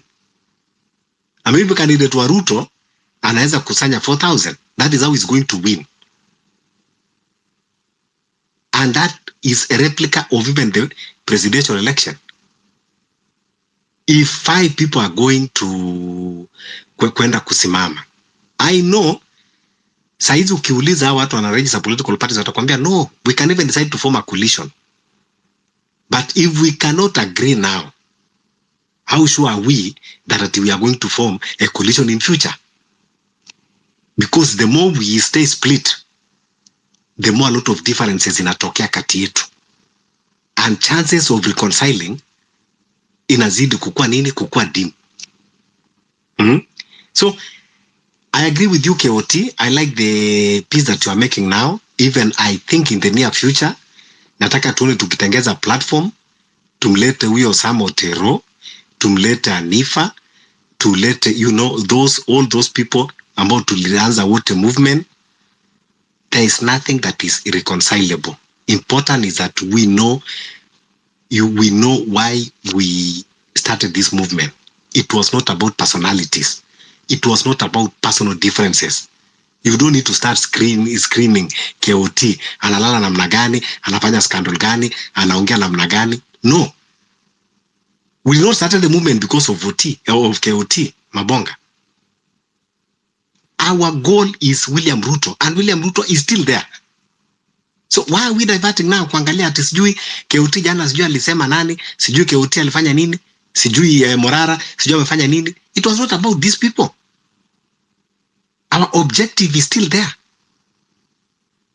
The thorn is still in our throat. Tungangane kwanza kutoa hiyo. Now, Ruto umesikia mara nyingi hata juzi wakati alikuwa analeta kina Raila akisema government ni kubwa, inatosha kila moja. That is the only thing that ninaweza kusikia Ruto. So, tukitoa Ruto, government ita accommodate kila moja. Lakini tusifike huko kwanza. Tuanzie hapa. It is only because of unity that we can be able to defeat our enemy. Personal differences will always be there. Even with your own blood brother. You cannot tell me that you have brothers that sometimes hausikii kwamba kuna vile wamekuudhi, but do you cut them off? No. They will still be your brothers. We were united for a common purpose. And that common purpose is still there. So tuache hizi ma differences. Hata kama unasema sijui nani alikuwa ameenda wapi, nani alikuwa ameenda wapi, umeenda wapi, umerudi na ukasema guys we are still together. Let's remain on the course. So KOT, I support you in movement. Hatuhitaji bear grudges. Maanake tunajua kwamba we are fighting one common enemy. Tukienda kuwinda simba, alafu tuanze kupigana huko msituni, simba atakuwa anakuja akikula moja baada ya mwingine. Ndio sababu Waswahili wanasema vita vya panzi neema ya kunguru. The more we are fighting, the more Ruto is benefiting. The more we are fighting, the more our enemy is finding opportunity to infiltrate us. So, ninakuunga mkono KOT 100%. This is what I've been expecting to hear. And I tell you, this is a good information now that you can relay. Let's reconcile. Let's stick together. Tusianze kupigana. Movement inahitaji watu. Movement inahitaji marafiki. We need to form alliances. Even as we are talking of alliances, not all politicians tutaweka kwa gunia moja. There are those that are useful to us. Akina Martha Karua uliona juzi yako katika mstari wa mbele anapigania juu ya Morara. Okia Omtata, he has been with us. Ruben Kigame, he has always been with us. These are people that we need in our movement. They are useful to us. And then there are also people that we can use them the way they have been using us. For example, hata huyu Rigiji akikuwa impeached, we can put him behind us because atakuwa na information ambayo itatusaidia to know the weakness of Ruto. We have to understand that. Hatuwezi kusema tu kwamba ati hapana hata sisi tunaringa tu. No. We have to be wise in a movement. Kuna watu, yes, we cannot allow them to be in front. But we need them amongst us because they have information that we need. That is why watu kama kina Martha Karua, they have been in these spaces for a very long time. They have been in movement for a very long time, revolution. There are some secrets that they know that we don't know. There are some connections that they have that we don't have. This war that we are in is not a small war. Kupigana na serikali anywhere in this world is not an easy thing. Serikali huwa iko na system. Watu mkisikia tu system is not system within the country, even outside the country. You think Ruto anatoa pia na jote? So we need to know how the system works. And all of us, we can be rest assured that we don't know how that system operates. But there are people that they have been in those lines and both they know how to penetrate those systems. The reason why unaona Raila hajawahi kuuawa ni sababu yeye ni mtu alikaa na akapenetrate na akajua how the system works. The reason why Raila unaona na zingine anaweza kupeleka maandamano hata katishiwa, lakini uko na simu moja imetoka somewhere na president akanyamaza na president akaanza kumtafuta kufanya handshake na yeye because amejua kupenetrate. We cannot just go blindly. So we don't need to be divided. We don't need to be divided. This is not a small war. This is not a child play. It's not a child play. Hata si jambo tunaongea hapa. Don't think that is a child play. Ukiwa na audacity ya kuzungumza, know that you are very daring and you already put your life in the line of danger. Basi tumejitolea. Wote ambao tuko hapa hata listeners, wote tumejitolea. Lakini msifikiri kwamba tunikujitolea tu it is a child play. It is not a joke. When government declare you an enemy, these people, they have everything. They have intelligence. They have all the resources they need. They have technology in their disposal. We don't have. Yes, ulisikia kama ule Beatrice vile alikuwa anaongea hapa. She has all it takes, but what she lacks is resources. She has all the skills. But now government have both the skills and the resources to fight with us. And the mechanism. And the structures. Kwa hivyo hii Keoti anazungumza, the reason why unaona Keoti anazungumza, maybe hajataka kuzungumza kila kitu. But because of these few days, he has been privileged, amezunguka hii Kenya, na kuna vitu ambao ameona. Sio tu kwamba tu anaongea out of nowhere. Since Keoti atoke kwa online akatembea mashinani akaangalia, I'm sure kuna vitu ambao amejionea akajua yes, this is not a small journey. So guys, mtu asikuje kwa space tukaanza kurusha, tukaanza kusema as long as we are subscribing to the same cause. Let's unite, let's focus. Let's strategize as one. Mtu wote mwenye anatusupport, mtu wote mwenye ni enemy wa Ruto, we always say the enemy of your enemy is your friend. Automatically. There is no two language about it. The enemy of your enemy is your friend. Sasa mkishamalizana na your enemy, then now you know the side ambao huyo sasa enemy wa your enemy alikuwa anakaa. But as long as you are united for one cause. So Keoti, please, I would be very happy kwamba kuna siku ambao tunao spaces with all those people. Tusianze kupiga kina Kimuzi, tukapiga hawa kina nani. Watu wanafanya mistakes. We are human beings. We are human beings. Hakuna mtu anaweza kufanya makosa. Na we do mistakes, we regret, and we have to get back to the course. So kama kuna mistake mtu mmoja alifanya wakati moja, haimaanishi kwamba that is what defines them.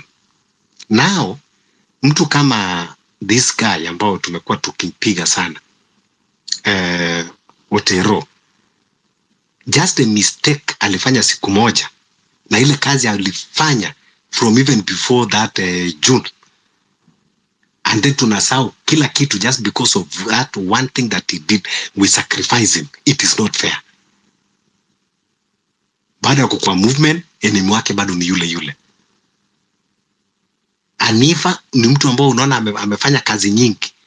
Even this guy that we keep on also attacking him, Boniface have fought for this against this government for a very long time. But now because government akina Itumbi wamekuja wakasukuma, because Dennis Itumbi, kumbuka ile kazi yako pale ni kuangalia. Kesho utasikia ameanza kusema Keoti, kina Morara, sijui anachukua pesa kutoka wapi, sijui anafanya nini, and they will want to make us believe that those government bloggers They are genius in their own way. If we are not careful, we are going to be misled. Same with NIS. They'll be here. They'll be even DMing you. Unakaa kidogo unaona mtu amekudm. Umesikia hii story gani? Umesikia KOT. KOT unajua anafanya kazi Ruto. Asiwadanganye kwa spaces. And you will believe. They are in these spaces. They are strategizing. And that is why I agree. Unaona Beatrice anasema kwa nini Beatrice kumbuka ni sorry. Nitakurifaa kidogo Beatrice lakini ametupatia insight nzuri. Yeah, she's a journalist. Amekuwa na these people. That's why she's not comfortable to discuss strategies here because she knows. So let's be careful. Na tuache mambo ya kubaguana. The more we get divided, the more tunamalizwa. Thank you so much, KOT. I support. Toria. Okay, on Sando. Yes, sir. Thank you for recognizing me. Yes, I want to agree with everything that you've said. And I want to look at from a different perspective. Myself, I was a Baba diehard. Okay, up until he used the opportunity that we created to destroy everything that we built within a very short period of time, just to benefit himself. So the fact that people from Ruto's side can look at me and say, like, trust me that I don't have anything to do with Baba anymore, is the same way I want to look at anybody who was working with Ruto before and now they don't want to work with him. Now those can be my friends. So I totally agree with what you said. Enemy of your enemy is your friend. It doesn't matter how, the bottom line is that person is your enemy, both of you. So you can have a common purpose and, figure out ways to defeat him. Ruto is already getting defeated. We are defeating him in every way. Right now, what they are trying to do is to overwhelm us with a lot of bullshit in quotes. But I don't think they are smarter than we are. We are on the right path. All we just need to do is to keep going. I don't necessarily think that some of us are the ones throwing people who seem to be with us from the beginning under the bus. Maybe this is the work of the NIS and people who work for the government who are spreading false rumors and misinformation about the examples that you've given, the likes of Osama Otero. I don't think any of us has fought him really. Most articles are coming from the government bloggers, painting him in, a manner likely to suggest that he is working with Ruto. Myself, I've never blamed the nigger, For all I care, the guy just hosted the space and I joined that day. I don't think he did anything stupid. The only stupid thing he did that day was he was not in control. So they selectively picked people they knew. But I'm happy because KOT here got a chance to speak, and he's the only person who spoke to Ruto directly. At least we got a represented there. So I don't blame him for anything. But after that date, so the things that came out was from the other side, the side that we are fighting. They have always tried to divide us, and they're trying to work so hard every day to divide us. They are here with us today. They will be listening. This is the reason why they've never hosted any kind of a space supporting the government. Now, I want to commend the job that KOT is doing, kuzunguka, kuinject civic education. I think this is not a one-man job. We all collectively have to. I suggested myself, what I'm doing is where I come from, I want to make sure that I'm encouraging young people to stand up and vie and fight to fix the system. And by so doing, I'm also discouraging people who are the age of my father and older to simply slow down and retire and support young people. Why? And the reason I'm giving them is the system we have in place cannot allow them to lead us in a proper way. So it's better if they give us a chance, young people, to transform the system. The problem we have is the system. The systems are broken. Everything is broken. So it's going to take a couple of years to fix that. And that's why we want to encourage young people, just wherever you are. I know Kevin Mabonga is going to dethrone one stupid Ditmas Baraza from that seat. I wish you all the best, by the way. We'll be behind you. We want to make sure that you get to that seat. And so I'm encouraging many young people here to stand up. Our enemy is Ruto. He's our enemy today. He's our enemy tomorrow. He's been our enemy ever since. As long as I can remember. This guy has always been against anything good. You know, it's all about himself and himself. That's all. Now, whatever the issues they're having in his government, whether or not they want to impeach somebody, I don't care. You know, he's never been one of us. He's never condemned any killings. He's never condemned any abductions. So I don't give a whatever shit about what happens to him next.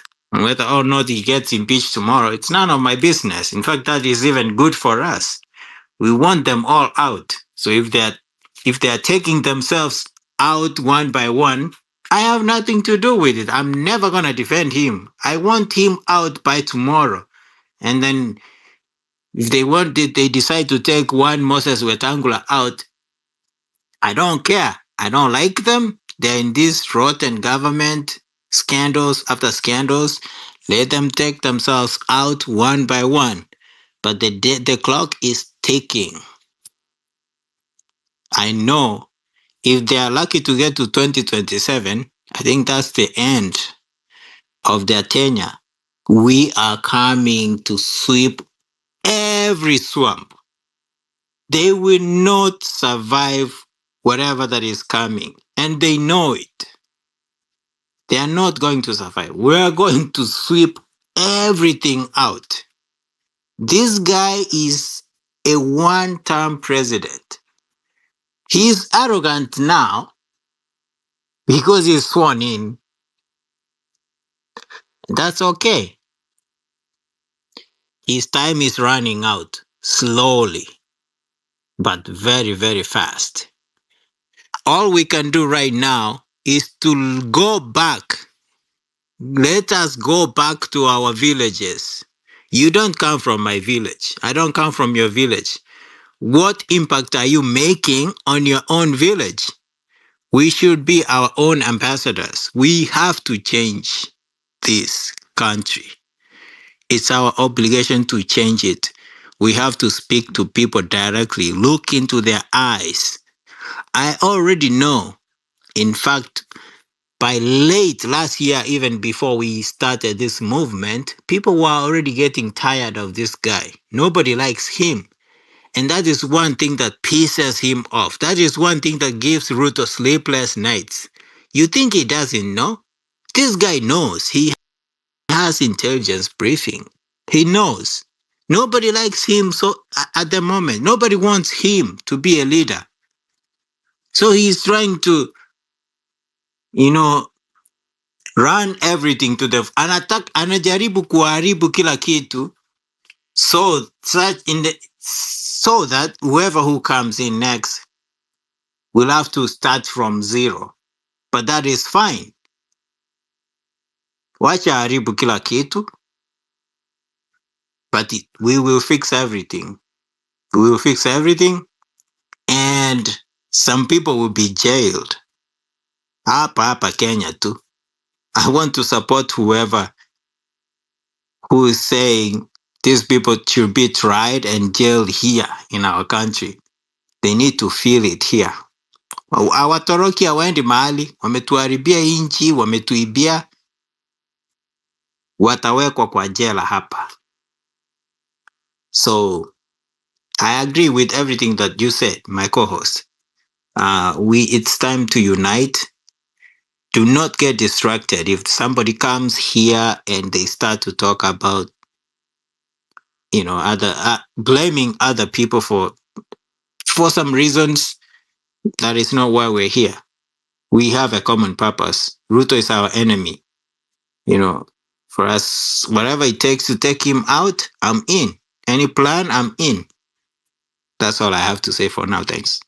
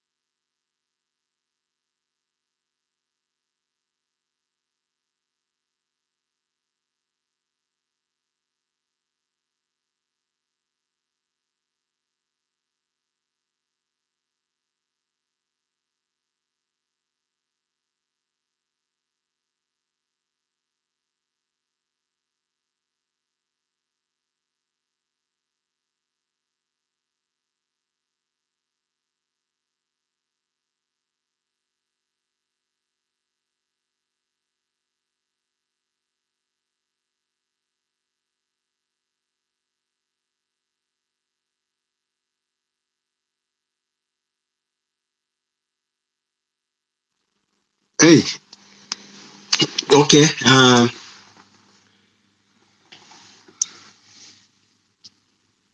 Onsando, are you done?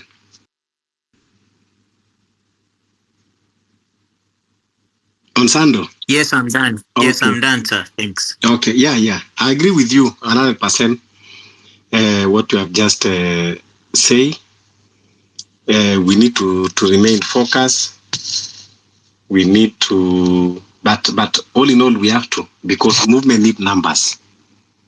But if we start now to disintegrate, William Ruto will use that opportunity because, he's a very opportunist and he's a schemer. This movement is a threat to him. I know he will not be sleeping. He's overworking day and night. Sending Akina Dennis Itumbi. That is why they are always camping on these spaces, getting information. How is he going to infiltrate? How is he going to scatter the movement? How many people can be compromised? Who are the potential leaders that they can be compromised. So na hapa inaenda bado, like previously tulikuwa leaderless, but now some leaders have emerged, or people who they think that maybe they are leaders, because even us, we are not saying that the people that we have in the front line are leaders. They are just in the front line of movement, but we are not necessarily saying that they are leaders. Tomorrow we might decide to bring others and surprise them. So important is to stay focused. The only ambition that we need is to remove Ruto. Other ambitions we can set aside first. The ambition to become what? That one first we can set aside. We should only focus on one ambition, and that is to remove William Ruto and his rotten regime. Another ambition that we should have is to always advocate for good governance, transparency, accountability, and justice. Those should be the key ambition for everyone. These other ambitions that I want to be who, that one can always be compromised. You know, those are the dreams that you can always achieve. If you have that resilience in you, you will always achieve. Even if you don't achieve next year, you will always achieve that. But remember that you cannot achieve in an environment where there is injustice, environment, you know, where there is no accountability, there is no transparency, there is no security, there is no freedom of movement and even that of speech. So those are the things that we are fighting for. And we should stay focused on that and strategize on that. Alafu hizi zingine zitakuja tu baadaye. So kindly, folks, let's keep sharing the space, retweet, request the mic, come and inject. Inject the knowledge that you have, you know, build the momentum. Any information that you have is very useful. Any information that you have, usijifungie, don't think that, oh, maybe if I share this one, it will know. Every information makes a big impact katika hii movement. Even that small thing that you think, even that thing that maybe you just observe kwa mzee wa nyumba 10, that one can be a game changer to the movement. Because from hizo vitu vidogo vidogo, tunapata mwelekeo.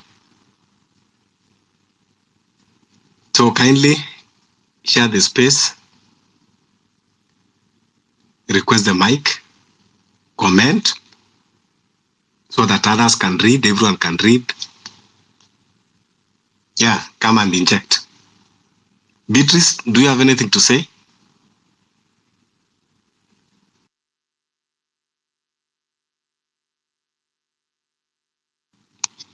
Beatrice. Hello, yes. Yeah, I've been meaning to say this. Thank you for asking this. That you see what is it Burkina Faso did? Ibrahim Traore. The French have been chased away from that place, and I say this with much risk of losing solidarity from these international countries. But hey, these guys are coming to Kenya. You see, with all the advocacy we did since June online about unearthing where we have the minerals and asking the questions on why we have to pay these huge and hefty, debt to the wherever we are borrowing. Well, we have these minerals, and we exposed the people that are doing the mining, and also the attempts to do cover-ups that mining is not going on in these parks. Now, France just decided to relocate to Kenya. Guys, this is how these imperial powers support each other. So they're here, they fund the government, and they also share money to also give alternative, solutions. And then at the same time now, ask the people to save themselves because they know that they are overtaxing us. Guys, Article 1 of the Constitution, we have the power to say no to France coming to here, coming to Kenya. Because it's time for Mother Earth to start healing Germany. People are taking more than enough. I have seen there was accidents today in Ikolomani, in the gold mines in Ikolomani today.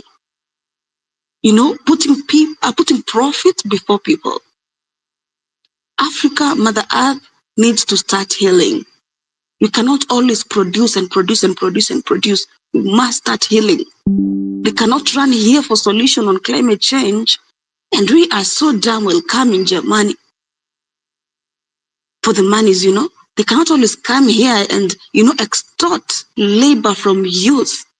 Are you seeing the kind of apathy that is in green spaces? the youth there for as long as they're getting pesa kidogo kidogo. How many people have gotten confirmations for this kazi kwa vijana thing? You know, the kind of apathy that is in these green spaces, Jamani, it's appalling. Because unashindwa, who's supposed to bring solutions? Then who is demanding for labor for us to plant trees for free? The government. Us, who are us? The youth, the women. You know, yani kazi yetu imekuwa tu ni kupatiananga tu free labor in the environment sector. And we are not asking where the big monies that are coming in after the COP20 whatever's debate in Kenya through the national government, how they are being dispersed in the county, and why the youth are not sitting in those steering committees. You know, access to information, Germany. Let us be intentional about creating consciousness, because in anaitwa nani? James Orengo, he says that eternal vigilance is a price of freedom. Lazima tuendelee kuagitate na lazima tukue vigilant enough kupata hard information. So we cannot be needing to take over this power, but at the same time, you're not deliberate about our parallel information system. Ni hayo tu, mimi sitaki kuongea sana. Yeah, sitaki kukujiwa, si leo jamani, I'm not ready. Yeah. Yeah, uko na information muhimu sana, Beatrice. Thanks for that. There is a guy called James someone.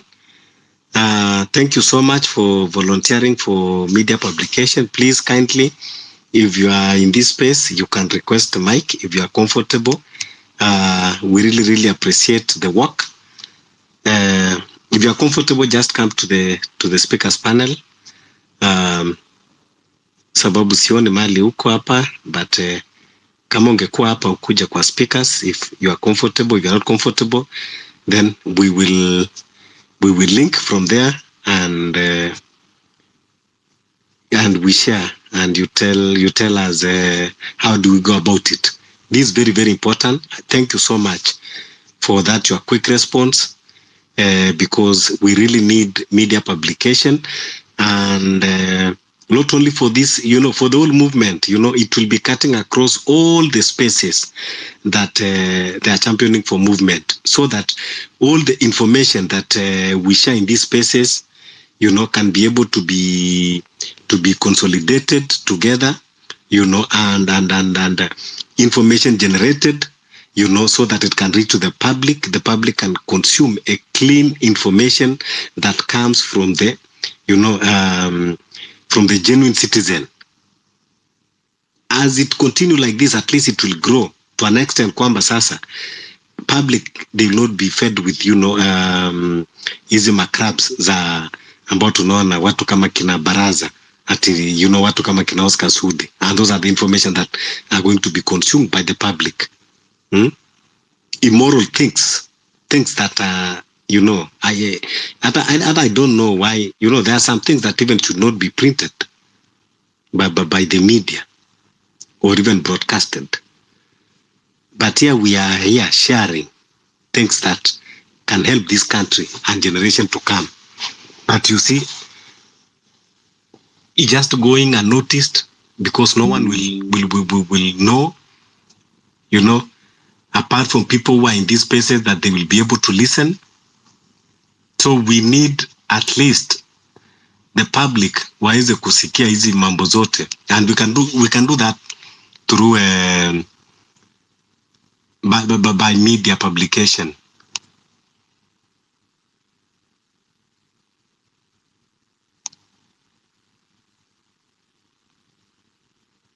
Oh, I'm distracted. So yeah, so Beatrice and anyone who is in a media or has worked in media, not actually who are working currently, because we know that sometimes a lot of editors, they're always compromised. I remember when I was working in the coast, kuna association tulikuwa tumeform and we were advocating around Mombasa. And I remember one time to lead media, including Nation. So, and one guy who was kuna jamaa mwingine Mwarabu, mzee, is a cameraman wa Nation. Akatuibia siri, akatuambia, kaniambia Fabish, listen, don't waste your time, don't waste your resources. Anytime ati kwamba you are calling media to write anything about Hassan Joho, akaniambia most of these leading media editors wako katika payslip ya Ali Hassan Joho, and that is why any story that his name appears, it is dead on arrival.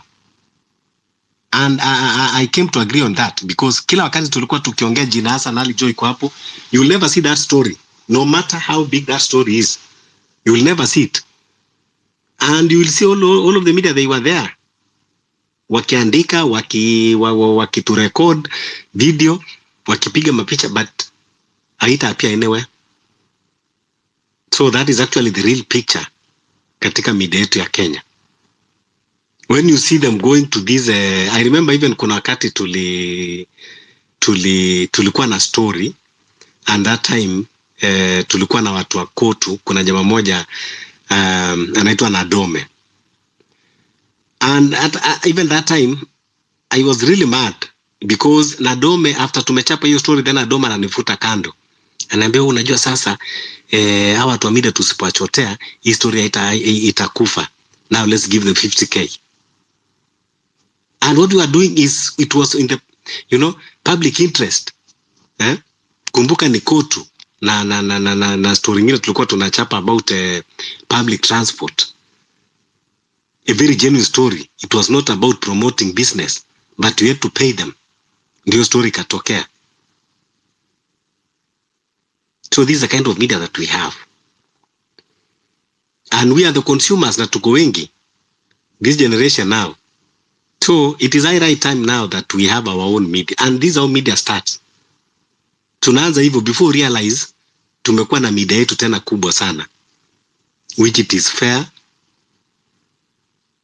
and always reporting accurately, and ambayo inaongozwa na watu with passion. Some of this media, unajua, we know who are the owners. Yeah. Okay. I see General, before I come to you, Farah was here before, and I think he waited for a very long time. I don't know whether network dropped him. Maybe I should give him, then I come to you, General, kindly. Farah. Yes, Fabish. Unanisikia? Tunakusikia. Karibu. Umekuwa hapa mara mbili alafu uka drop, na karibu sasa. Asante sana ndugu yangu. Nilipigiwa simu ndo nika drop, but this whole Shif, whatever, it's nothing but a huge scandal. And it's the same people, it's the Adanis, because they're behind the healthcare scandals, they're behind the energy scandals, they're behind the airport issues. And I just saw Morara's video that he just released, that Friday there's public participation for the impeachment of the president, of the deputy president, and his message is for people to come out and basically say what is good for the neck is also good for the head, so impeach them both. But how the impeachment is structured, I don't think it is possible to add the president to the same issue.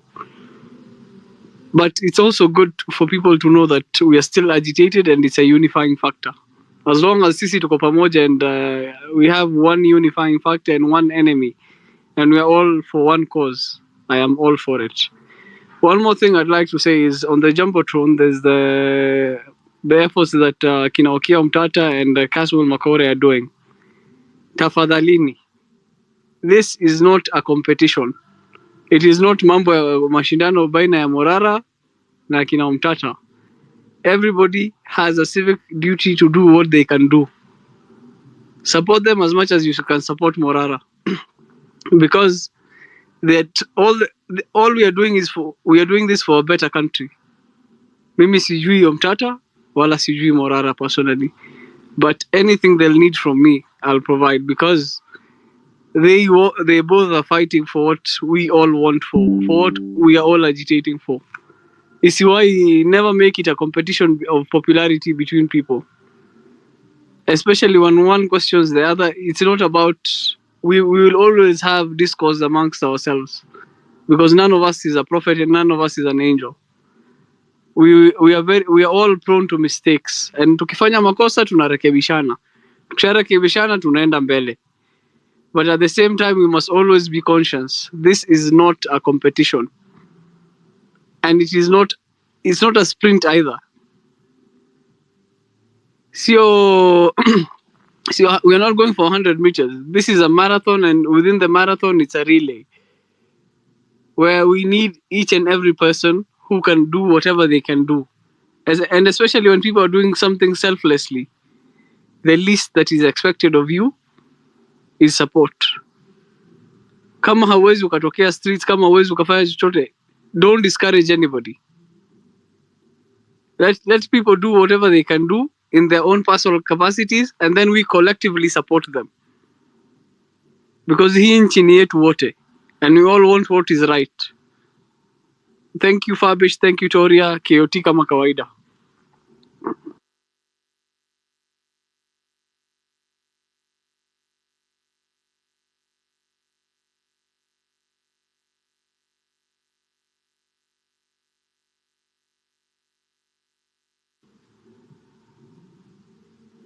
Fabish.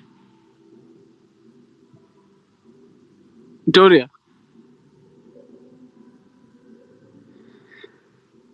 Weni mmeenda?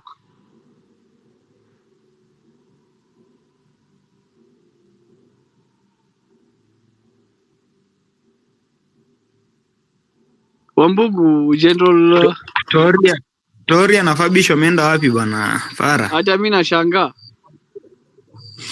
Haya sawa, unajua tukichoka tunabadilishana kidogo, right? Kama mwenye nyumba amekuja, endelea na kazi. Mimi hata niko na kazi nyingi huku bwana. I wish you guys knew like what I'm going through to ensure that we stick on the course. I wish you guys knew. Haya. Acha mimi nitakusaidia for the next 1 hour, then tafute mtu mwingine. Ukitaka kutoka, you just let me know, right? No problem. General China 2, then Wambugu.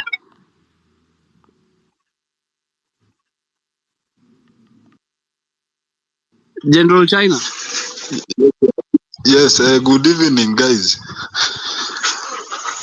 Yeah, so even me, I want to just make my contribution on this new stuff that Ruto want to bring to us. Is like something new that can change anyone's life, but all this are just shit, because all of us, you know, that NHIF is like something, according to my belief, it is something that was created by this government, because they know that most Kenyans are ignorant. Like, you will find like 40% of Kenyans pay NHIF, and there's no one who benefits from it, or there's no one who always do follow up, like use the cover in the hospital. So the SHS is something that have been created now. It's like a modernized way of stealing from Kenyans.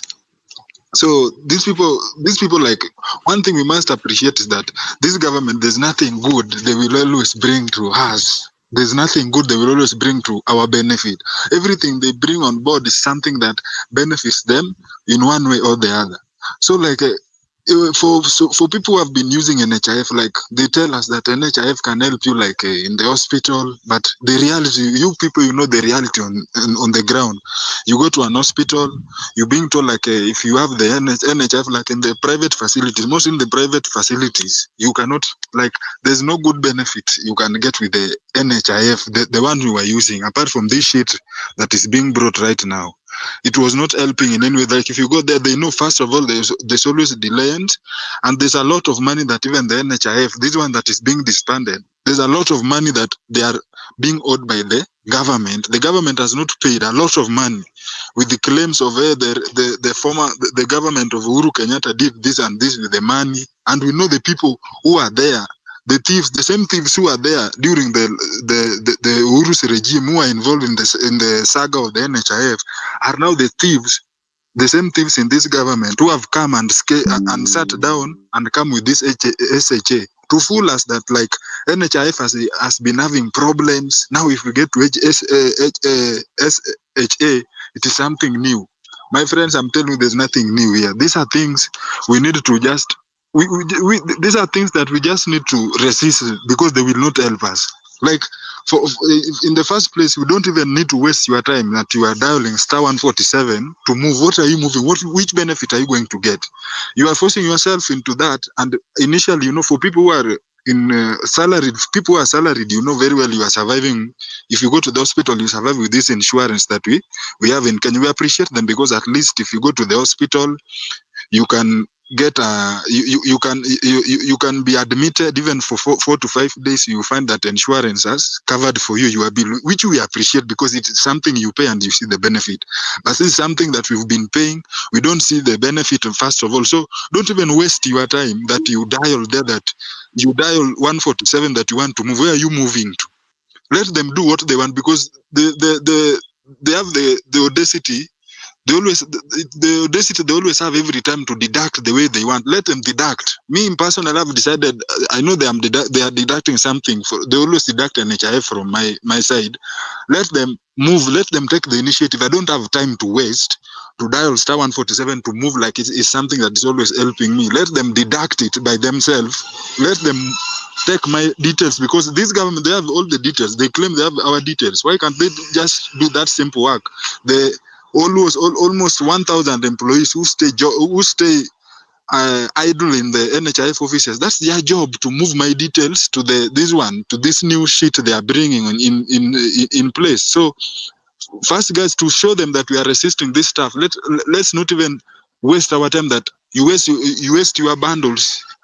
That you want to move from NHIF to SHA because maybe you fear that there's something the government can do. There's no penalty that will be there. They'll still do the same deduction, the same robbery they've been doing. So it is just mind game. The same mind game they've been playing. So guys, me, I'm telling you, like, I'm just tired. Like every time I feel like where are we heading to? Like as a nation, where are we heading to? Like these people, how do they carry us? Ama wanatuonanga like we are just zombies. Like sisi ni zombie, we don't even know what we are doing.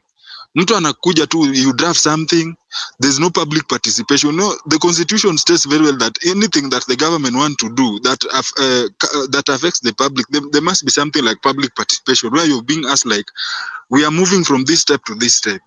You as a citizen who is the taxpayer, the citizen who has been contributing to this nonsense, we want to engage you so that you also give your opinion about this. No one is even taking his time to get the story from your side. They just move things because they know it is normal. Like they brought the issue of the housing levy. It is something that was just brought, was praised by few people, and now our money is being deducted. Now we have gone to another system again where now we are being moved. Me, I don't see if someone, maybe I'm not so much educated, if you have if there's much difference between an NHIF and the SHA, you can just tell me. But me, I just see that I see even SHA is more shit than NHIF. So guys, to show them that we are resisting, let's not waste time. Let's not even take our time like engaging them with this shit. Let us just stay like, you guys now, we are tired, like mmetu overwhelm bana. You've been doing this stuff like mmetubeba. Kama mshatubeba hivyo, mtusongeshe hapo SHA, mchukue hiyo pesa yenye mnataka kuchukua if that's what you want. Because the moment si wenyewe pia tunajibeba like we are educating people like, hey, itakuwa hivi. There's no health cover in Kenya that will help a normal mwananchi.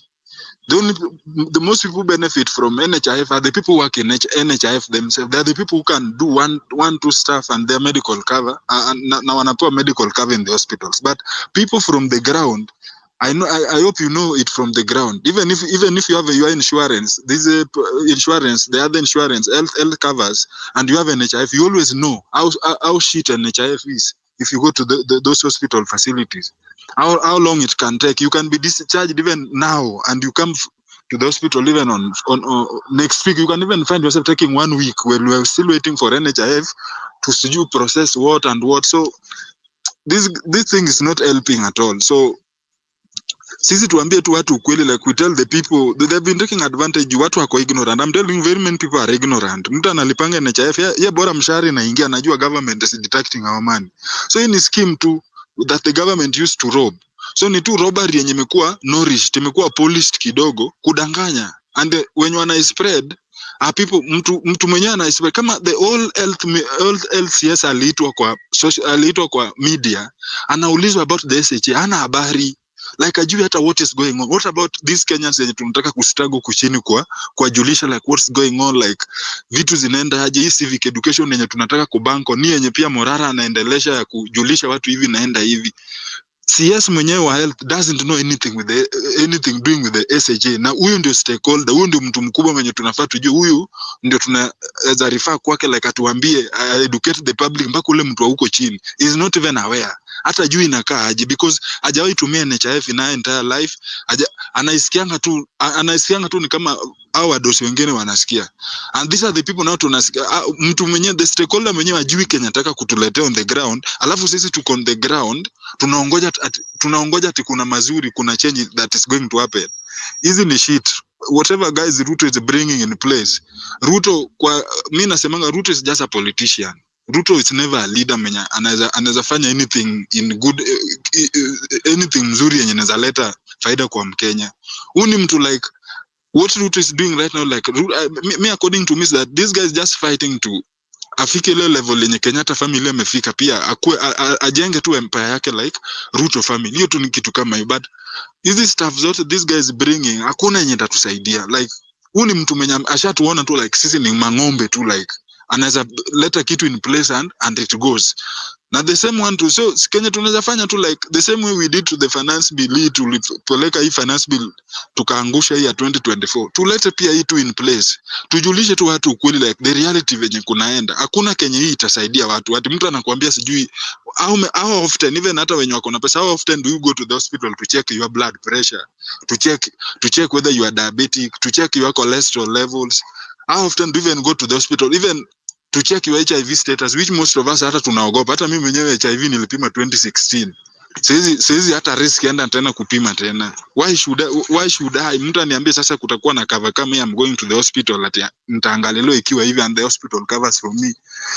Na the same government inadelilia iko na shida ya hiyo inaenda kutoka wapi? Like jamaa wanatubeba tu ufala. Hii ni ufala.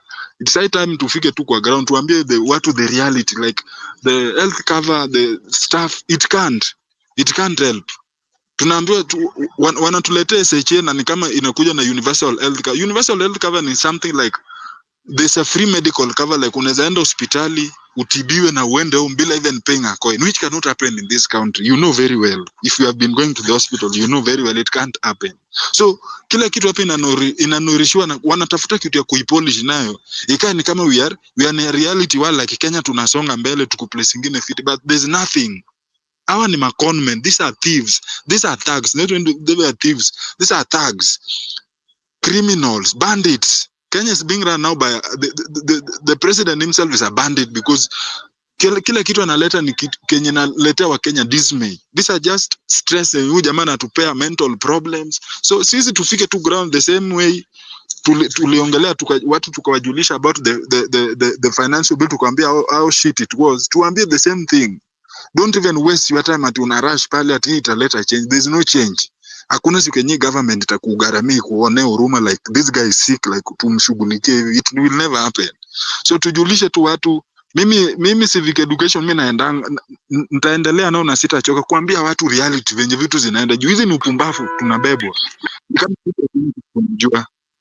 So let me just rest my point there. Maybe nita contribute later. Asira inapandanga tu hivyo tukianza.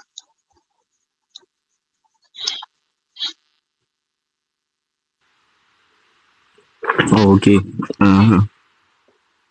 Wambogo here. My main point is fear is the tool that the politicians use to control us. So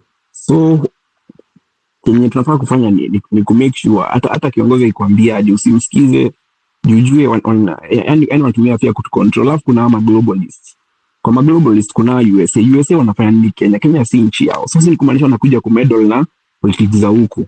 Alafu mtu kaa Ruto anajiita evangelist. Siku mbili kumeandikwa unajua mtu na kazi yenye anafanya, na Ruto hakuna maendeleo ataleta. Alafu one thing yenye mimi najua education. Kwa education kama huko tunaona watu wa primary school wakifukuzwa juu ya karo. Alafu so wanafukuzwa juu ya karo kwa juu ya nini? Ni juu economy ni mbaya. Kwa hivyo kama Botswana wanalipwa kusoma. Hebu niambie Kenya tu angekuwa kilipwa kusoma, kila mtu angekuwa akijitolea. Alafu hakuna maendeleo. Watu wanafunza, unapata lecturer mwenyewe hajajisaidia, so unashindwa hii masomo ni kazi gani?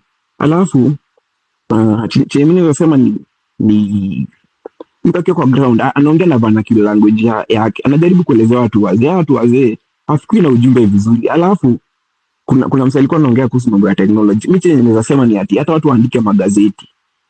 Zinaitangwa siwezi kwa nikijua zinaitwa pamphlets. So wanaandika hivyo, wanaelezea watu. Alafu hawa wabunge wetu wanajaribu kutufanya ni kama atuelewi mambo. Kaichunga mwenyewe unasikia akisema ati bendera kitashushwa bendera nusu. Unashindwa mbunge kazi yake ni kutetea watu ama ni kuongelea mambo kaa hiyo. So chenye tunafaa kufanya ni kuendelea kuinject na tukimuzanga watu civic education. Vijoi taifa watu wazee watasaidia. Wenye watasaidia tu sisi. Thank you for your time. Thank you, asante sana. Liberation Kenya.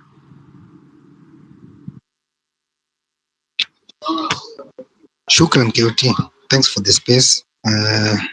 Shukran sana ma co-host na Wakenya wote kwa jumla. Hope mmeshinda fiti. Okay, mine ilikuwa tu simple. One thing inafaa tu reject anything ya gava. Tuna reject mpaka siku ya mwisho. Hakuna kuitikia anything. Because hii kuitikia anything itakuja kutu cost one day one time. Yani watu wanamkanga tu asubuhi waende parliament, debate zingine za upuzi, impose vitu tu zingine tu hata uelewi.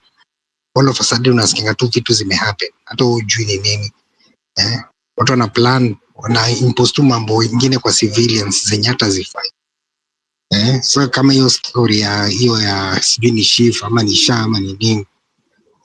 Watu wameamka tu asubuhi wamedecide this is the way to go. Unaimpose tu ni citizens vitu zenye labda ziko beneficial to them only. It's not fair. Ufai kufanya hivyo. So as of now siko Kenya, nimetoka nje ya Kenya, niko Qatar. So ukiangalia systems huku venye zina run yenyewe unaona Kenya tuko in deep shit. System huku zina run venye zinafaa, kutoka kwa education, transport, yani kila kitu iko fiti. Standards ni hizo venye zinafaa. Kama ni tuseme project ikianzishwa tu hivi, kuna venye inafuatiliwa from beginning to end na ina follow standards zote. Usipofuata standards iwezi idhinishwa venye nafaa. So ukikompare situation venye mambo yanafanywa hapa na Kenya, yenyewe unaona sisi tumeisha kabisa. Hakuna kitu inawaka Kenya. So ni hayo tu. Shukran. Thanks for the space. Thank you. Jeremia Victor Ouma. Ndugu yangu zungumza tafadhali. Yes, ndio mimi. Sorry, nimekuwa nimeenda off kidogo. Nashukuru for the opportunity. Now, sina story mingi. I'll speak like for a minute or two. Mwenye ni Mkenya but siko Kenya sahi. Kitu naweza sema ni hivi. What I've come to learn. Na mimi napenda technology but ile kitu nimejifunza na history and it always works. Yes, tumecomplain vitu ni mingi. Siko Kenya but vitu ni mingi cause familia yangu karibu yote iko Kenya. Wanapitia shida mingi but complaining pekee haitaleta change. action imeanza. Mimi na support venye naweza. Ile kitu naweza suggest tufanye, tunataka tupige huyu jamaa from each corner mpaka akose strategy ya kudila wa Kenya, kudila sisi. As in, kama ni sheria impeachment inaenda, kama ni demo, kama nini, kila kitu kinafanywa hivyo. Inakuwa ni kama guerrilla warfare. Ile design Museveni alitoa Obote in power. Tukiingia na hiyo strategy, kama ni wa media wa online wanapiga, wa civic education wanafanya, wale wa collect signatures wanafanya, demos zinaendelea, sasa atakosa strategy, atachanganyikiwa. Kwa sababu vitu kama hizi zitafanya hata wale wenye anatumia kuiba do, wasa kama kina Adani, huyu jamaa na Safaricom na nani, kuna wale wenye ku behind them wataanza ku lose trust na wataingiwa na uoga. Cause tutakuwa sasa tunaipeleka story kama ya Angola. Juu anajua sasa msana life, na most likely akitoka kwa power, the guys wenye wanampiga kila sector wakimshika, tutakuwa kwa shit pia. Tutakuwa tumeanza kumaliza hivyo. So tunapiga kila mahali. Kama ni tax hatulipi, the way Omtata ameanza, ile story ameanza, anapiga hiyo story. Wanaka hiyo impeachment, si tunaenda tunaambia okay ni sawa, umetoa reg, si tuna collect signatures, though I need a lawyer to kutusaidia hiyo side. Tuna collect signatures za kukutoa utoke by December, kwa pia ameenda home. Yaki enda home, parliament mzima na nani wote tutakuwa tumewamaliza, cause yeye ndo anawafund. So tukipiga strategy ya tunaingia na mashimo kila mahali, mse tutamaliza. But tukisema ni kulalamika, yes, issues ni mingi zinatoka kila siku. Kama sasa hivi nimeona niko na Safaricom, though huwa siitumia hapa iwork, natumia ile app. Najua by next week watakuwa shanza kudeduct do.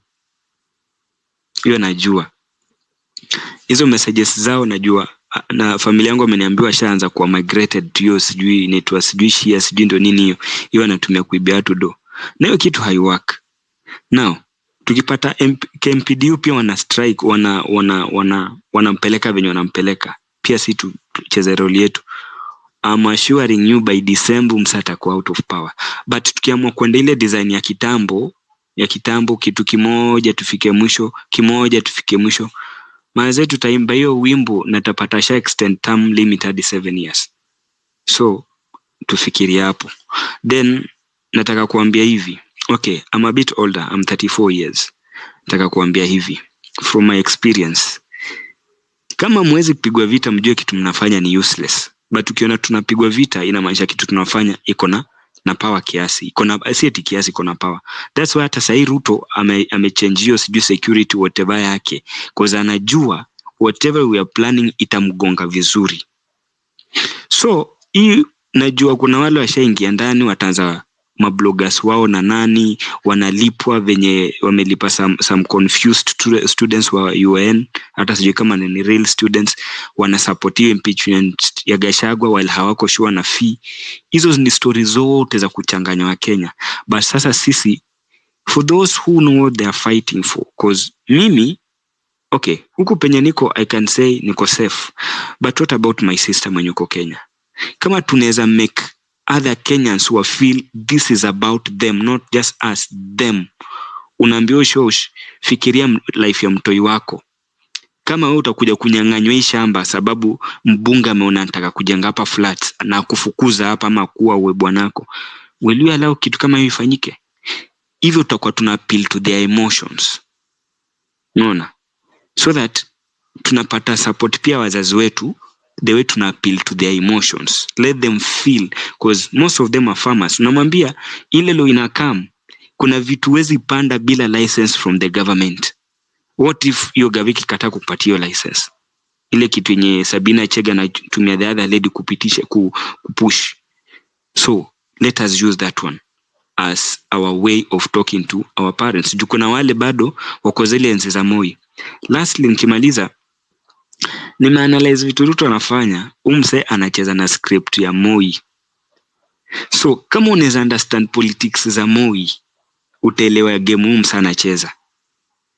Venye the same way walileta Ngulo Leasing, is the same way ameleta Adani. The same way ule msee alikuwa anaenda university ndo akapata kina Ruto na nani, is the same way anatumia Itumbi kupata university students. Hakuna kitu mpya. The same way jamaa alikuja akatoa political parties akabaki ni kama one party system in Kenya. It's the same way msana fanafanya hizo alliances na ODM na nani. It's the same script. Hakuna kitu mpya. The same way ule msali tumia nani Biwota alikuwa na silence wase. Yeye na Mark 2 wakawa na silence wase. It's the same way umse anatumia wase wake kusilence watu Kenya. Hakuna kitu mpya. It is the same strategy. So wale wenye wanatusaidia ile kitu kingine itatusaidia wase ndio pia tuwak vizuri, tuko na department. Mso research, piga research yako. Kuna wale mwongea wale wa news, mazee mpige research, mtupatie news vizuri beforehand, usileta after isha happen. No, mimi ni forex trader, so ile kitu moja unisaidia nikitrade, ninaweza tell Safaricom inaenda kulose cause. Let me talk about it. Nikiangalia charts nilikuwa naona Safaricom share yake inaanguka, and that was in 2021, ina lose value. Nikamwambia wase fulani wasibuy, but walikuwa na promoter sijui Ethiopia whatever. Sasa sijui bei yake ni gani juu niliacha kuziangalia.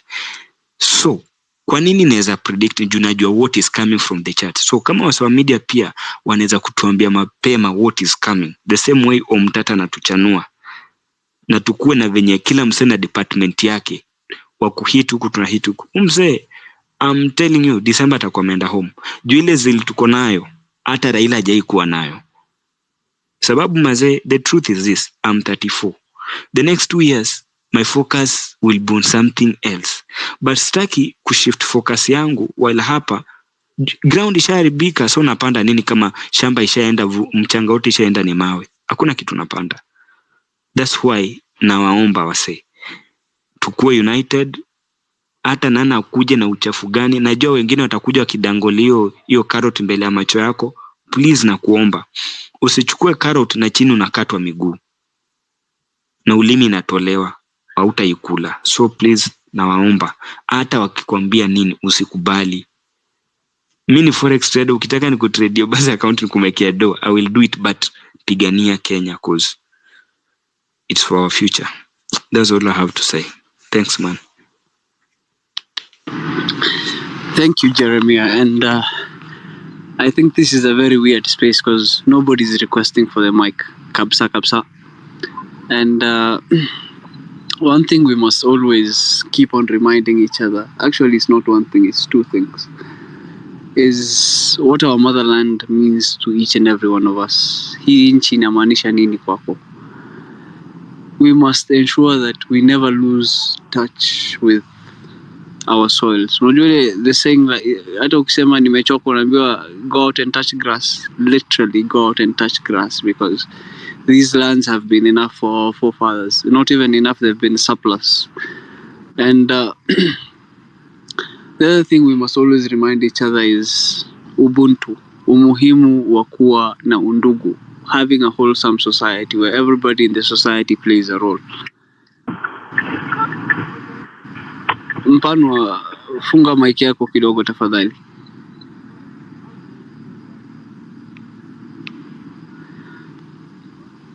As I was saying, we must never lose touch with our humanity, ubinadamu wetu. And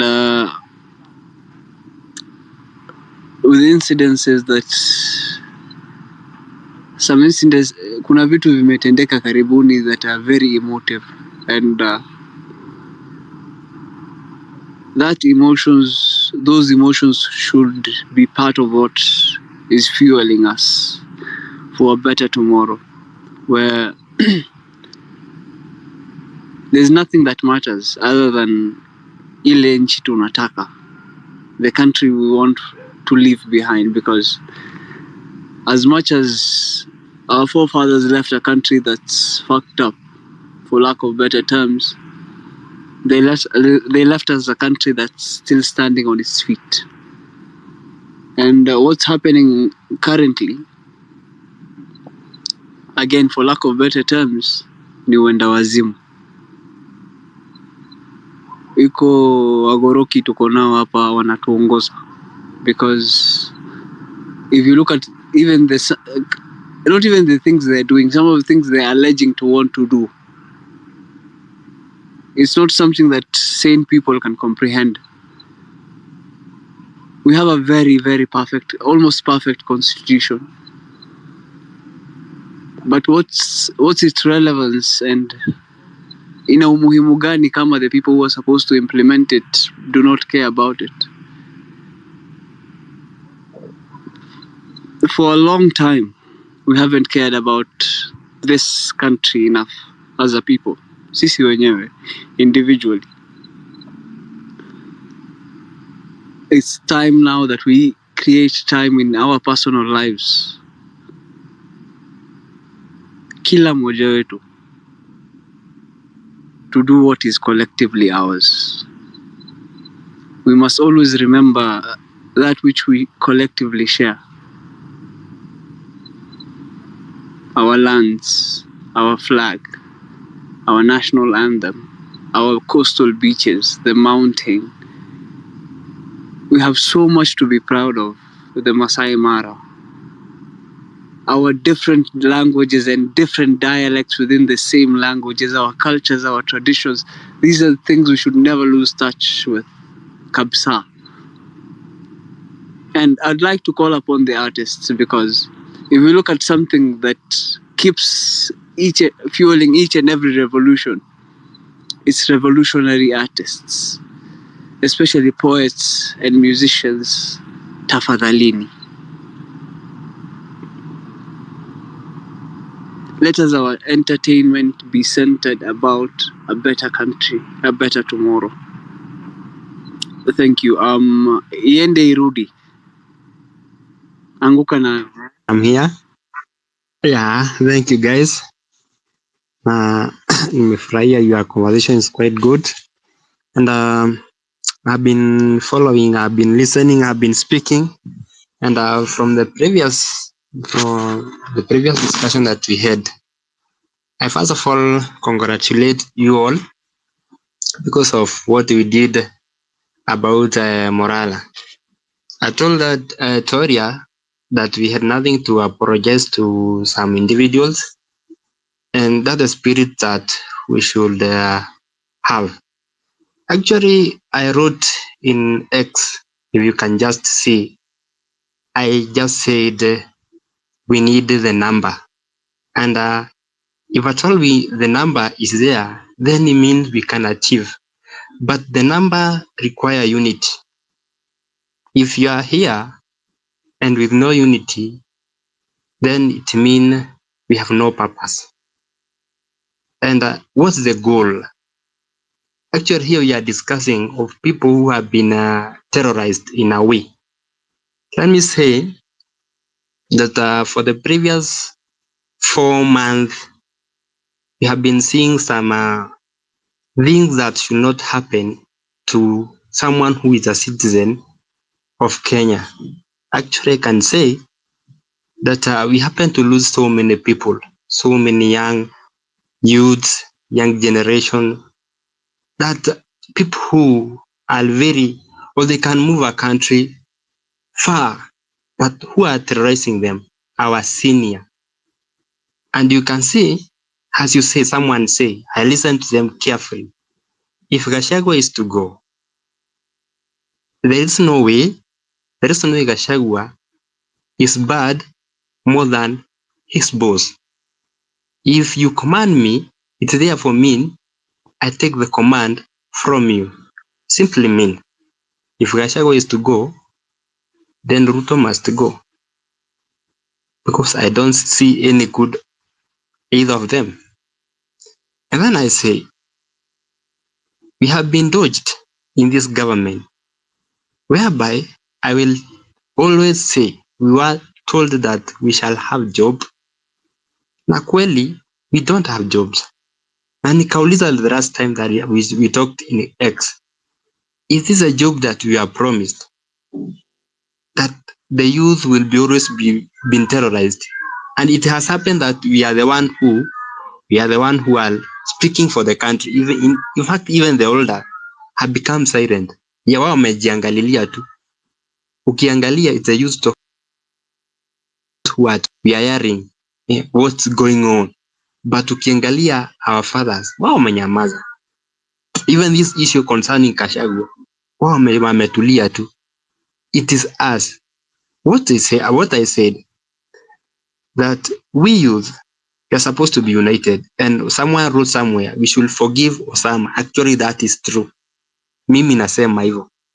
If someone see the mistake and correct, kosa si kosa, kosa ni kurudia kosa. That one I can just confirm that. But there are some people who can be here by means of spying, because not all of us are genuine. Not all of us who are okay. We are not focused in the same way. Please, and I can just say, if we are here for just kind of that intention, you better quit us areas now. We need to be one. Unity is the only thing that can make us go forward. Concerning tribalism, we are not tribal. This is not the like previous years. We are in a modern world where we should not be based about the tribal basis. Actually, ukiniangalia mimi, and maybe one of you have ever met him. Let me just give a story about myself. Mimi huwa sina job, yet I'm landed also. And mimi nauzaga majani chai. By the way, unaweza nipata ninazurura, niko raunda, niko Kariubangi, niko Huruma. I just walk around selling majani chai. Maybe one of you have ever met me. This is a person who is a graduate, but was promised a fake job by the fake government. Actually, I can just say, because if someone promised you and that does not deliver, and the bad thing that he will tell you that we shall do it when he's in the church, centered in the front seat there for a person in the church, saying some words, altering some words that you believe this person can deliver, yet only to find that it's just mere lies. Actually, in this far, we are at the eve of the term. The term is at the middle because it's 5 years. Saa hii miaka tuko katikati, hatujaona kazi imefanywa. There's nothing have been done by this government actually. Na kama kunayo, please someone can tell us what have these people done so far. Wamefanya nini? We need to see. We need to see what the government have done to the people, because every time they'll just talk, they will talk, but nothing is seen in the ground. And to be sure of that, na ndio maana unaona Morara anashikwa, because yeye anatoa serikali makosa na serikali haitaki kutoa makosa. A young person wanaona kweli this man is going too much. Is ruining the reputation of the government, which is very true, because hajafanya kitu. And I can just say, as we are here and as we move on, we don't know what will come forth. Hatujui. But if you remain focused, remain united, and help one another, I think we can go far. And as another day, QT said that we are all equal here. Let us not consider someone lesser than or some demigod. We should be equal. And if anyone needed to talk, actually, let him given a platform. Let him deliver the idea. That's the best way that we can move on. And actually, I can just say, forgiveness among ourselves should be the more thing that we can do. And as I finalize, I can just say this one. What we did about Morala, it was very nice. Mimi nilifurahia, by the way.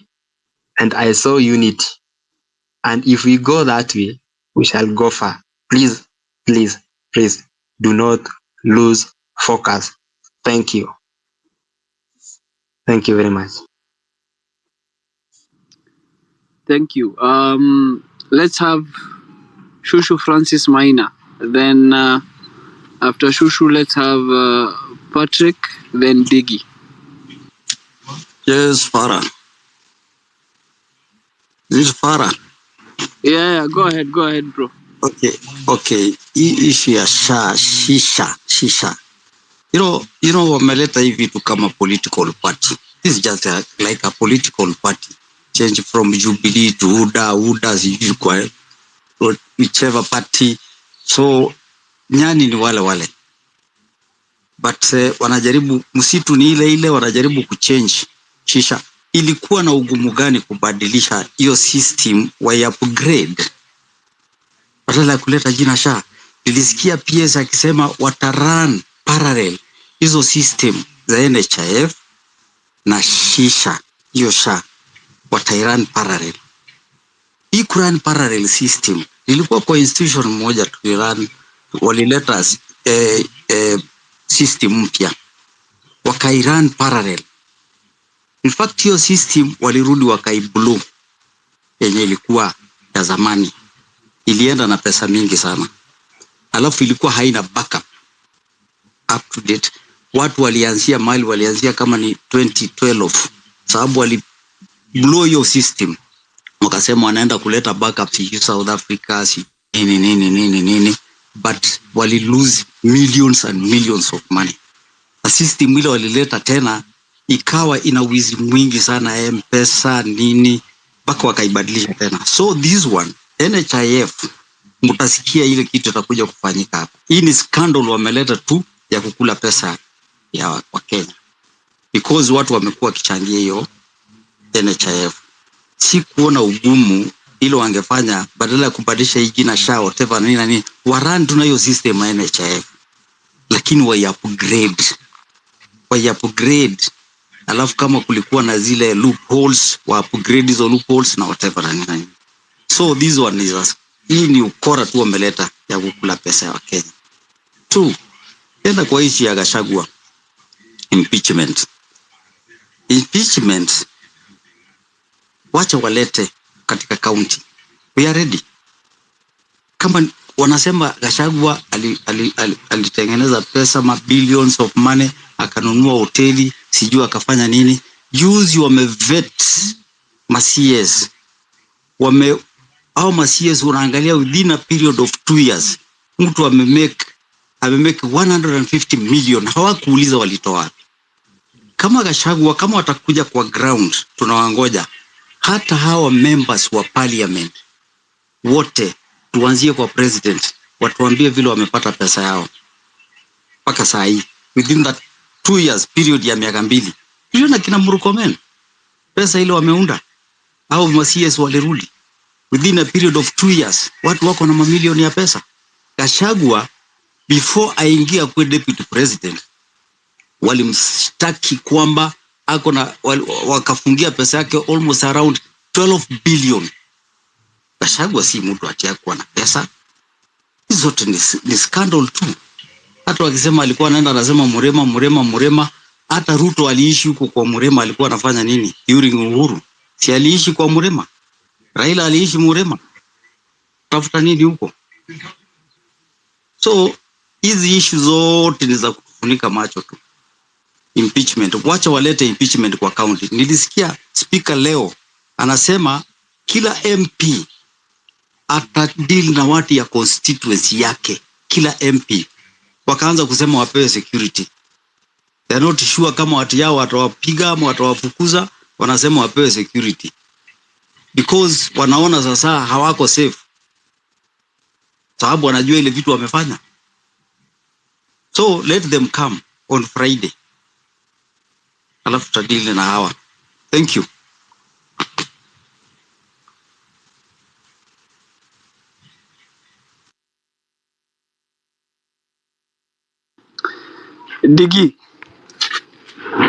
Digi, go ahead. Yes, sijui kama nasikika. Yeah, unasikika kabisa. Yes, it is coming out to be a real movement. Ilianza tu kidogo ndio inaendelea, and I only wanted to suggest we maximize on exposing the projects. There is sometimes a revolution if it is not utilized inaweza gonga mwamba. ile ya mbeleni yenye tunaenda streets, tunakimbia hapa na pale, tunawekwa kotini nini. If it has no structure, it is doomed to fail. I am happy now there is the party, the structure is there. It is now a strategy, it is now a political strategy. You know, all these things is a political issues which can only be solved politically. So my suggestion is this: can we still be rooted on the ground? Because kuna wale wa ushoisho nyumbani wa mama hawajatusikia bado. Wale wenye wameanza kuelewa ni wale wako na internet, wale wa town, but there is still a very big population who are in the villages. And I like what Kapaso was doing, going direct to the ground and enlightening the vijiji, kuamusha wenye wanalala. There are a lot of people who don't know even what corruption. They don't know even, they just know mtu wetu. Akisikia tu mtu wetu wako kwa serikali, hiyo inaishi hapo. Haelewi kwamba kuna parapara hapa pesa ilikuliwa. So now, my people, I suggest we maximize on the ground. Can we go to the villages? And also, if we are to say now Ruta must go and say tomorrow or even Friday and we take Ruta and Gachagua home, I don't know whether we are ready. I don't know whether the structure is already complete. Do we have representative to do the campaign on the? I suggest we build a party, the slogan, the objectives, so that it becomes a real shift. So that when we are chasing the entire system which is in place, there is also an already existing system which is in place.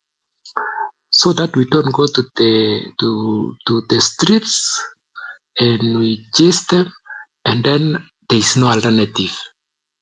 So I suggest we use our energy in building this alternative solution, which is now, for now, I see the inject is now another replacement.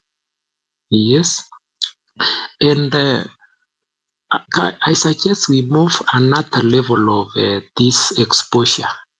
Like for example, if you want attention in the whole country and also to make sure in the whole villages now we are with everybody on board, we are ready with all of them, we escalate this vampire theories, this issue of exposing these ghost projects, these toll projects. One of the ways we can do, we can raise a banner alongside the place which the project was launched.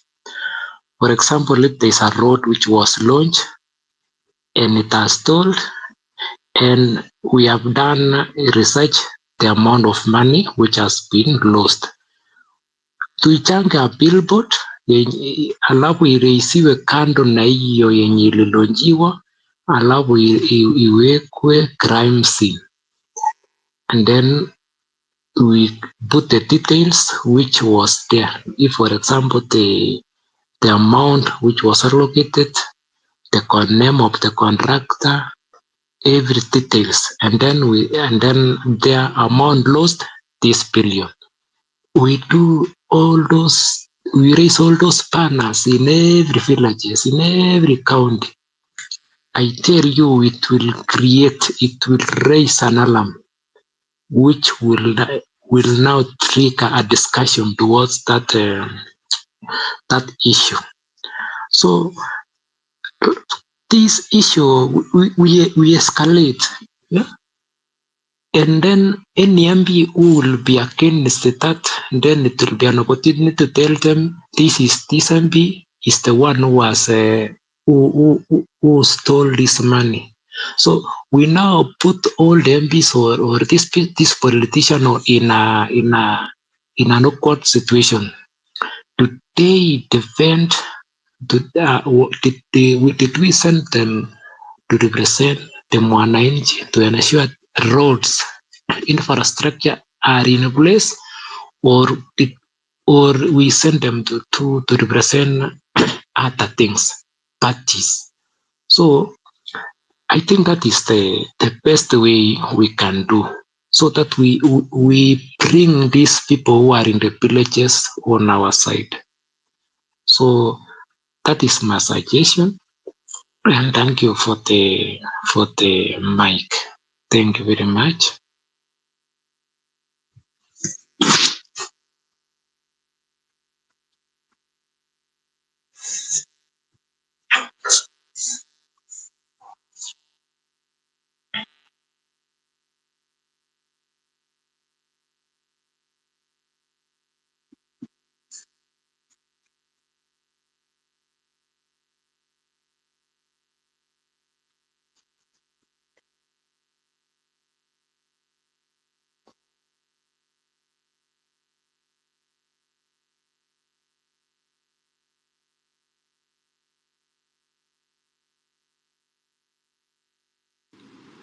Can you guys hear me? Because I couldn't hear Didi at the end.